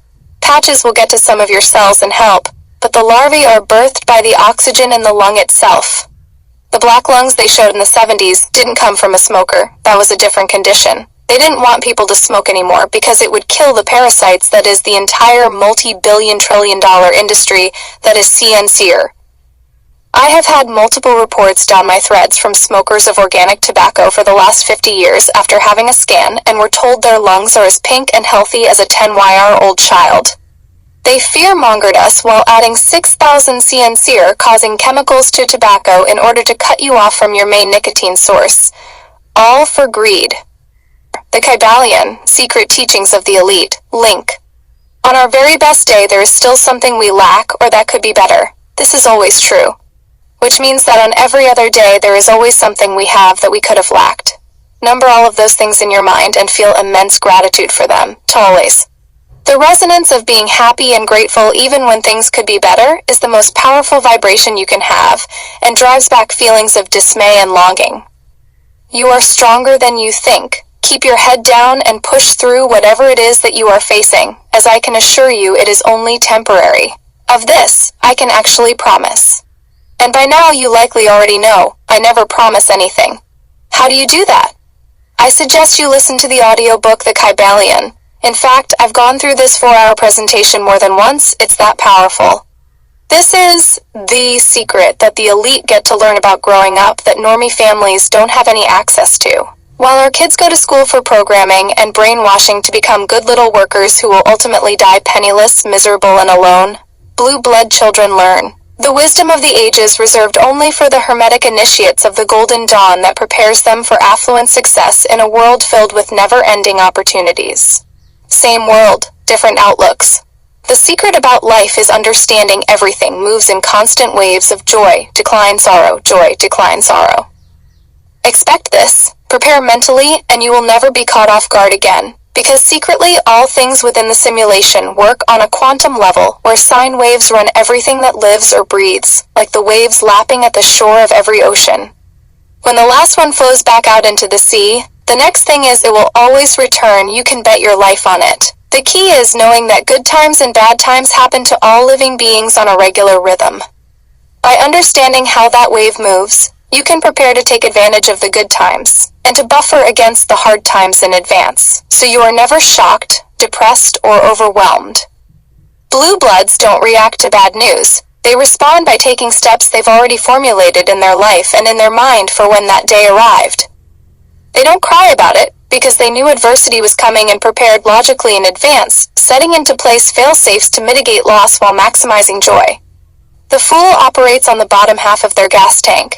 Blue bloods only operate on the top half, and half full to them means gas up now because they don't want anything to do with that last half of their reserves. The bottom half of their fuel doesn't exist in their world, other than as a safety net in case of worst-case scenario. Normies not only do not fill their tanks full before driving, they don't even have a flashlight in the glove box or a good spare tire and jack in the trunk, acting like positive thinking will get them through. And what happens? They get a flat tire, at night, probably in the rain, and likely the same time the needle on their tank just slipped below E, because they chose to refuse to accept that the world runs on peaks and valleys, always, tricking themselves to trust there will only be good times in their life, so when a challenge does arise, It hits them like a runaway freight train, instead of in manageable doses. Prepare for the worst and project the best. Remain high vibration at all times, and you will attract high vibrational particles that set up the field in front of you as you go. We don't dread or anticipate project twisting our ankle when we go for a mild hike, but we have a walking stick in our hand just in case this is the valley and not the peak of our never-ending ebb and flow of life. If you can find even one thing to feel deeply grateful for on your worst day, and you can always do this, you can change your entire life, which is all between your ears, where your entire universe actually resides. I've been in contact now for 12 years, which easily feels like more than one lifespan. I've seen things most people will never see, even if they live 100 lifetimes. I've been taken to higher dimension numerous times, given bodies from multiple parallel universes so I could return to this one to continue moving forward in the mission, and I can tell you the one single thing that has helped me more than everything else combined I have ever learned, was how to be thankful and grateful no matter how bad things got, just like the keeper and the crew live their lives at all times. I've survived through 7 months of homelessness in the dead of winter in my 60 seconds, spent years without hot water, a bathroom, or shower, and have been down to less than 20 C in my world and completely alone in foreign lands more than once over these dozen years of sojourn. I currently live in a 93-year-old garage with scarred-up concrete floors located in what could only be described as inside of a city dump outside of all my windows, some broken. But because of this teaching and the example set by the keeper in real-world hell, I am incredibly grateful to be here every single day, as I know now firsthand, it could be a whole lot worse. And that goes for every person in the world, from every walk of life, rich or poor, young or old. If you don't think things could get worse, you've never watched videos of people being struck in the head by a random truck tire that came out of nowhere traveling 50 miles per hour. It happens, and things like that happen every single day. Celebrate every day that doesn't involve runaway tires. Resonate in gratitude without expectations and change your entire life. The Kybalion can show you how the blue bloods secretly continue riding the crest of life's waves instead of allowing them to smash them against the rocks. This is something no initiate is ever going to tell you, as they want you bent and broken so they can more easily reign over your life. Ignore this opportunity to learn what they did at your own risk. For more on how to command your reality before you and make it through Armageddon you are living in today so you can make this separation, see my article, Casting the Apocalypse. Video link, The Kybalion 1908 by 3 Initiates. The Kybalion 1908 by 3 Initiates. On 10, to search for my articles, simply type in the name of the piece, enter 1 space, then from, plus my username in parentheses such as shown here. Casting the Apocalypse from iontext.pmf. Off-site, you can look up any of my writings through this link below for my other more than 100 recent articles and many thousands of comments on 10, regularly updated thanks to Justine28 WR Shocks tweets. Updated December 22, 2024, this document. This message will only be seen by your eyes if not shared, and if you want to reference this article again later, you will need to cut and paste it in your own notes offline, as it will surely be erased. This is the most accurate translation of these events I am aware of at this time. The Jehovah Anunnaki. Link. The Jehovah Anunnaki, aquatic apes, were created 5.5 million years ago by the Anuhazi Elohim as prison guards of Terra Earth. That the Anuhazi had locked down 551 meters years prior that, under the group name the Mikalube Sons of Baal. The Mikalube got tired of blocking the human Elohim from ever ascending, so that was the reason the Jehovah Anunnaki were even created in the first place, to take over that task for them. For more about why the Sons of Baal didn't want the human Elohim to ever ascend, see my article, The History of the Chimera PT-1. So the Anu or An prison guards were genetically created as nothing but warriors. Compassion and human emotions are totally foreign to them. Their job was only one thing, keep the human Elohim from ever ascending out of the 3D prison level by any means necessary to keep their vibration as low as possible. Every form of torture, abuse, poisoning, blocking, murder, and marginalization has been fair game for the continued enslavement of humans since the arrival of the Sons of Baal since they arrived 560 meters years ago, and the Jehovah Anunnaki have continued this mandate faithfully since they were placed in charge. This is a war blueprint of genetics. meaning any races that intermingled with their blood would become highly predisposed to rape, torture, and murder. It is specifically because of this that the Jehovah Anunnaki requires all ET races partaking in the loosh harvesting of the humans here to genetically combine with their DNA first. I would be certain this would take place through in a laboratory, but that's not been verified. It could be through crossbreeding, but I doubt it. Nonetheless, you don't enter Terra Earth 3D realm unless your species is half Jehovah, making all Ets now on plane factually Anunnaki, no matter what their original blueprint was prior. So we have now over 50 different animal species that are like half griffin and half Anunnaki that bioformed into the human species, such as the Ashkenazi J3WS, not J3WS at all. Here is the thumbnail view of who the Jehovah are. 5.5 millions YA. From Nibiru, the Jehovah Anu Avengers Anunnaki Group. Biblical times, the Jehovah Anunnaki held the positions of King David, Abraham, Moses, Akhenaton, Orion, sons of Belial, Baal, Pharisees, Allah from King Hala, in various physical hybrid forms. Made up of the pure-blood original Jehovah, their last title, Anunnaki, is an homage to their creators, the Anuhazi Yanis Elohim, Lionids form. Below is the Anuhazi Yanis Elohim. The Anuhazi Yanis Elohim Lionids are not to be confused with the Anuhazi Elohim that the Yanis also created that went on to become the fallen archangels that are in human form with wings. Related, but different models of Elohim templates, the Jehovah are blue-skinned bipedal dolphins referred to as aquatic apes, infiltrated human lines of Heberus, Hebrews, Essenes, Indigo, Magi, Grail line. Chinese, Sumerians, Egyptians, Middle Eastern, all European, Americans. Created all other lines of Anunnaki, including the Zephilium, Seraphim, Omicron, Odedicron, Samjase, Regelian, Rutilia Anunnaki. Hybrids are called Anu. On 10, to search for my articles, simply type in the name of the piece, enter one space, then from, plus my username in parentheses such as shown here. Hard, Red, Pill, Part 1. From iontext.pmf.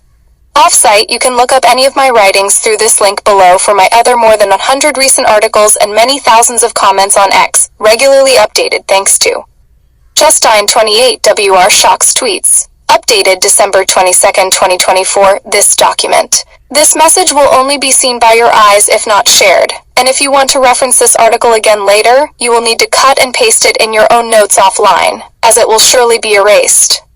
This is the most accurate translation of these events I am aware of at this time. Your body is not yours. Update December 26, 2024. Link. The physical body is a separate being that is in contract to submit to your crystal seed atom awareness. It is incorrect to refer to your body as yours or you.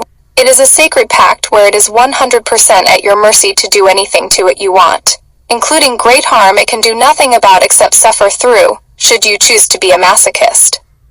Self-harm is not self-harm, it is exactly like harming a helpless baby. I've explained this before, but I don't think anyone is able to grasp this. You are guilty of immense karma for crimes against that body if you hit yourself, flail yourself with whips, have tattoos, disfigured in any way, as the body doesn't have any way to object. It is under absolute submission. When you talk to or do nice things for your avatar, understand that is the most vulnerable being you will ever know. It isn't you pampering yourself. It is you being kind to someone more dependent on you than a minute-old child. Caring for an infant and caring for your avatar are the two most sacred contracts there are. Your avatar is your temple. Honor and cherish it or lose all access to such a glorious vehicle in your next life when you come back as a turtle or a frog. That's if you qualify for an animated avatar at all. Some don't even get that and are just trees or a sagebrush alone in a desert somewhere. Some don't even qualify for that anymore. We call them ghosts. On 10, to search for my articles, simply type in the name of the piece, enter one space, then from, and my username in parentheses such as shown here. Hard, Red, Pill, Part 1. From iontext.pmf. Off-site, you can look up any of my writings through this link below for my other more than 100 recent articles and many thousands of comments on X, regularly updated thanks to Justine28 WR Shocks tweets. Updated December 22, 2024, this document. This message will only be seen by your eyes if not shared, and if you want to reference this article again later, you will need to cut and paste it in your own notes offline, as it will surely be erased. This is the most accurate translation of these events I am aware of at this time, choosing from Dual Spirit Paths. Link. Below are the FAQs of Pleiadian Anunnaki contactee Cab Kabamor Taygeta. And below that are my responses to the exact same questions for comparison. We have had totally different educations to prepare each of us for this moment in time, where Terra Earth is going through ascension and total separation to two different locations for your next stage of manifestation. The long cycle of human evolution came to an end on December 21st, 2012, and this is the part where you move forward to the destination that is right for your journey. Cab's education, as I gather it, was via the Anuhazi Elohim as translated to him through the Samjase Pleiadian Elohim Anunnaki hybrid tall white Sarayan humans from Alcyone he believes are benevolent. They're not, but it will be very difficult for him to see that until they play their final card at the end of the apocalypse we are in the final act of as I type. If this assumption is incorrect, I invite him to correct me on that. The Anuhazi are the original captors of the human project 560 years ago, and the Pleiadians joined the enslavement system here against their will through bioforming, under the Luciferian Treaty 550 years ago. Both are among over 50 different species of beings acting currently as your prison guards of this corrupt Nibiru Chimera reality simulation. My education is from a small handful of members of the Anuhazi Elohim group during interviews, and primarily from the keeper of the Terra Earth simulation over the period of many years, beginning in early 2013. You can come to your own conclusion about what path is right for you, in case you may have been wondering. Frequently asked questions: Ascension, Death, Sheen, etc. Cab Taygeta answers. 1. Q. What happens when we die? A. Starseeds return to their home world and Earth-native souls reincarnate. Reincarnation happens naturally to beings on every planet that aren't Elohim or haven't been ascended by Elohim. 2. What is a starseed? A. Souls who volunteer to experience life as another being on another planet. 3. Q. Are starseeds aliens? A. No, we're all completely human. This pertains to the soul. All souls are old souls with different paths of experience.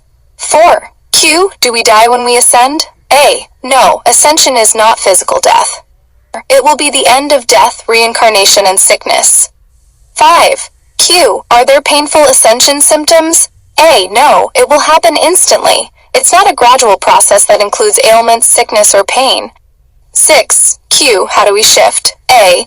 Galactic Federation will encircle Earth with a giant portal and around each human individually. Our bodies will literally disappear from this reality in a blink. 7. Q. What about children and pets? A. All children and animals ascend too. 8. Q. What about my stuff? A. Nothing will be lost. Everything will be gained. 9. Q. Do we see our dead loved ones again? A. The human body that dies here is gone, but we are souls, not bodies. All humans who died will come back, either as their true selves on a craft, or be born as babies in Sheen. Everyone will know their past connections, and there will be reunions for everyone in some way. 10. Q. Has the shift happened yet? A. No one has ascended yet. It will be unmistakable. It will happen instantly, not gradually. We will be youthful and healthy and gain new abilities. The dark forces will be gone from our reality. Our surroundings will be renewed. Crafts will immediately land, and we'll meet our galactic family. 11. Q. Where do we go? A. Sheen is the parallel 5D Earth the Galactic Federation has created for us. It is in the same location as this 3D Earth relative to our solar system. We will not board crafts to go anywhere. 12. Q. How old will we be when we ascend? A. Older adults will be youthful adults. Children will grow normally to be youthful adults. Babies will continue to be born and grow to be youthful adults. 13. Q. How do I know if I'm ready? A. If you're asking the question, you're ready. You don't need special information. Regular flawed people will make it, even those who are depressed or have addictions. Only those who have spent their lives hurting and deceiving others will be left, but even they will have unlimited chances to change and join us in Sheen. 14. Q. How do you Cab know all this? A. Years of Pleiadian contact. WR shock answers. 1. Indigos are here till the mission is over, which is after the fourth dimension has been firmly established. Humans, hybrids, and indigos all recycle here together until the separation completes. 2. Indigos are here on an extraction mission for the human Elohim captured avatar program. We are the Guardian Alliance of the Emerald Covenant, creators of the Human Elohim Project. 3. Through birthing into Terra as infants, we smuggle in higher dimensional clair abilities such as enhanced IQ, eagle vision, clairsentience, clairvoyance, telekinesis, and other tools to use to rescue the human captives. We are all aliens to the Human Elohim Project and to Terra Earth from higher levels within the time matrix, hailing from Sirius B most recently. 4. The move to the fourth dimension along with Terra Earth doesn't necessarily mean dying first, although those who are already in harmonic resonance with the next level of awareness will drop their physical body before appearing anew there. Those who make the shift early, prior to the entire simulation's transition, will birth into the next level with your 4th dimensional avatar. Those accompanying Tara will remain your same age as you are at that time. After such time as you pass away of natural causes after the ascension, you will then also birth back into that dimension to receive your new body. Your 4D avatar will have eternal life, breatharian, with unlimited access to power from the eternal sound and light fields. That will require no sleep and will maintain perfect health at the visible age of 33 for the rest of time forward. True Elohim bodies do not age beyond that. 5. Ascension can bring about irritating tinnitus, or ringing in your ears if you are following along with the ascension of the host plane Terra. 6. Particle Terra Earth and its life force U will not be going through any portal or via ship, but will be relocated all together naturally to the aqueous sun-time matrix in density 2, in dimensions 4, 5, or 6, depending on your own personal frequency. Antiparticle Terra, now separating from Particle Terra, may well be going through an invader race galactic federation portal to the cradle already set up to host that simulation plane in the Weesadek Phantom Time Matrix, where total enslavement will be the only reality for the rest of the time you are within manifestation. This is the sorting between those ready to move forward and those still needing more time. For more on this, see my article, The Separation. 7. Both people and animals above the size of rats, as I was told, are all sentient fractals of Prime Creator and will move to one of the two destinations. 8. The world simulation you're on now will separate itself into two worlds and each will be moved to their respective new host planes. Particle Terra will host those moving higher in the simulation, and Antiparticle Terra will be remaining at the same position as it is currently in. Both will seem the same as they appear now to the naked eye. The only real difference will be you will either be surrounded by the same underhanded conflict and chaos as today, or all of that will suddenly no longer exist in your new host matrix. 9. No one from the family of Prime Creator has or ever will die. All, including you, are still in the primal sound and light fields of the deity planes. You are only here as a hologram of your higher self, starring in a very advanced holographic simulation. For more on this subject, see my article, You Are in a Video Game. 10. I was told many have already transitioned to higher levels. If you are still here, you are not there, paraphrased from the Keeper of the Terra Earth simulation. The bulk of those crossing over will go in real time with Terra when she makes her ascent to the aqueous sun host matrix. The shift was slated to take place anywhere from 2017 and up to 5, 10, or more years after that, but all expect this to take place in the very near future. Only the collective of Prime Creator, the Aether, knows the actual date. 11. There are two destinations awaiting those during this final event of vacating the Gaia time matrix, after which the matrix simulation itself will be returning to source due to too much damage caused after 560 years of continuous war it has suffered. Both mentioned above. For more, please see my article, Destinations After the Separation. 12. You will remain your current age through the separation. However, it may be possible to age regress back to 33 years old in appearance for older adults using medbed technology. The new children birthing in after the shift will be born in full 4D bodies with extremely enhanced abilities and powers that their parents will not have until they pass away from natural aging and birth back in as an infant in order to shed their distorted, hybridized current chimera bodies. Your awareness will be one level higher than your body in 5D, just as your body is now in 3D, but your awareness is in the 4th. 13. Humans and hybrids now left on particle Terra have had 26 previous stellar activation cycles, organic planetary to wide windows of transition to higher awareness, and failed each time to move up. If even 1% ascend to the next level, we will consider that a very significant miracle. Most just simply are not yet ready to move forward, but instead will manifest their days in the Wiesadek matrix, where they will be able to continue their evolution of spiritual awareness at the much lower frequency of the 3rd dimension. For more on this, see my article, Am I Good Enough to Ascend? 14. For more about my history, please see my article, I Was Educated by the Keeper. To be clear, I'm not here to convince anyone against what their gut instinct tells them to listen to. That's entirely your own journey. Remember this, your higher self, and you are in charge of what path you take, so you will not respond to any messages that are not in line with your preferred destiny.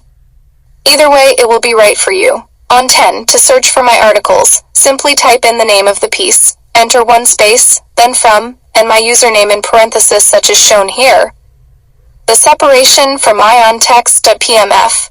Off-site, you can look up any of my writings through this link below for my other more than 100 recent articles and many thousands of comments on 10, regularly updated thanks to Justine28 WR Shocks tweets. Updated December 22, 2024, this document. This message will only be seen by your eyes if not shared, and if you want to reference this article again later, you will need to cut and paste it in your own notes offline, as it will surely be erased. This is the most accurate translation of these events I am aware of at this time. Maharic Shield. Link. For spiritual protection, this technique has been endorsed by the Keeper. Use this 2 times a day for the first year, then you have the shield inherent that wards off attacks. I do not endorse Ashayanadean's other teachings at this time. Quoted tweet. eintext.pmf. Isn't this the full technique? Up until the Son of Lyra, of course. Very important this last highlighted part. WR mentioned a few times that Ashayana Dean and her material has been compromised, so he only recommends the Maharic Shield only.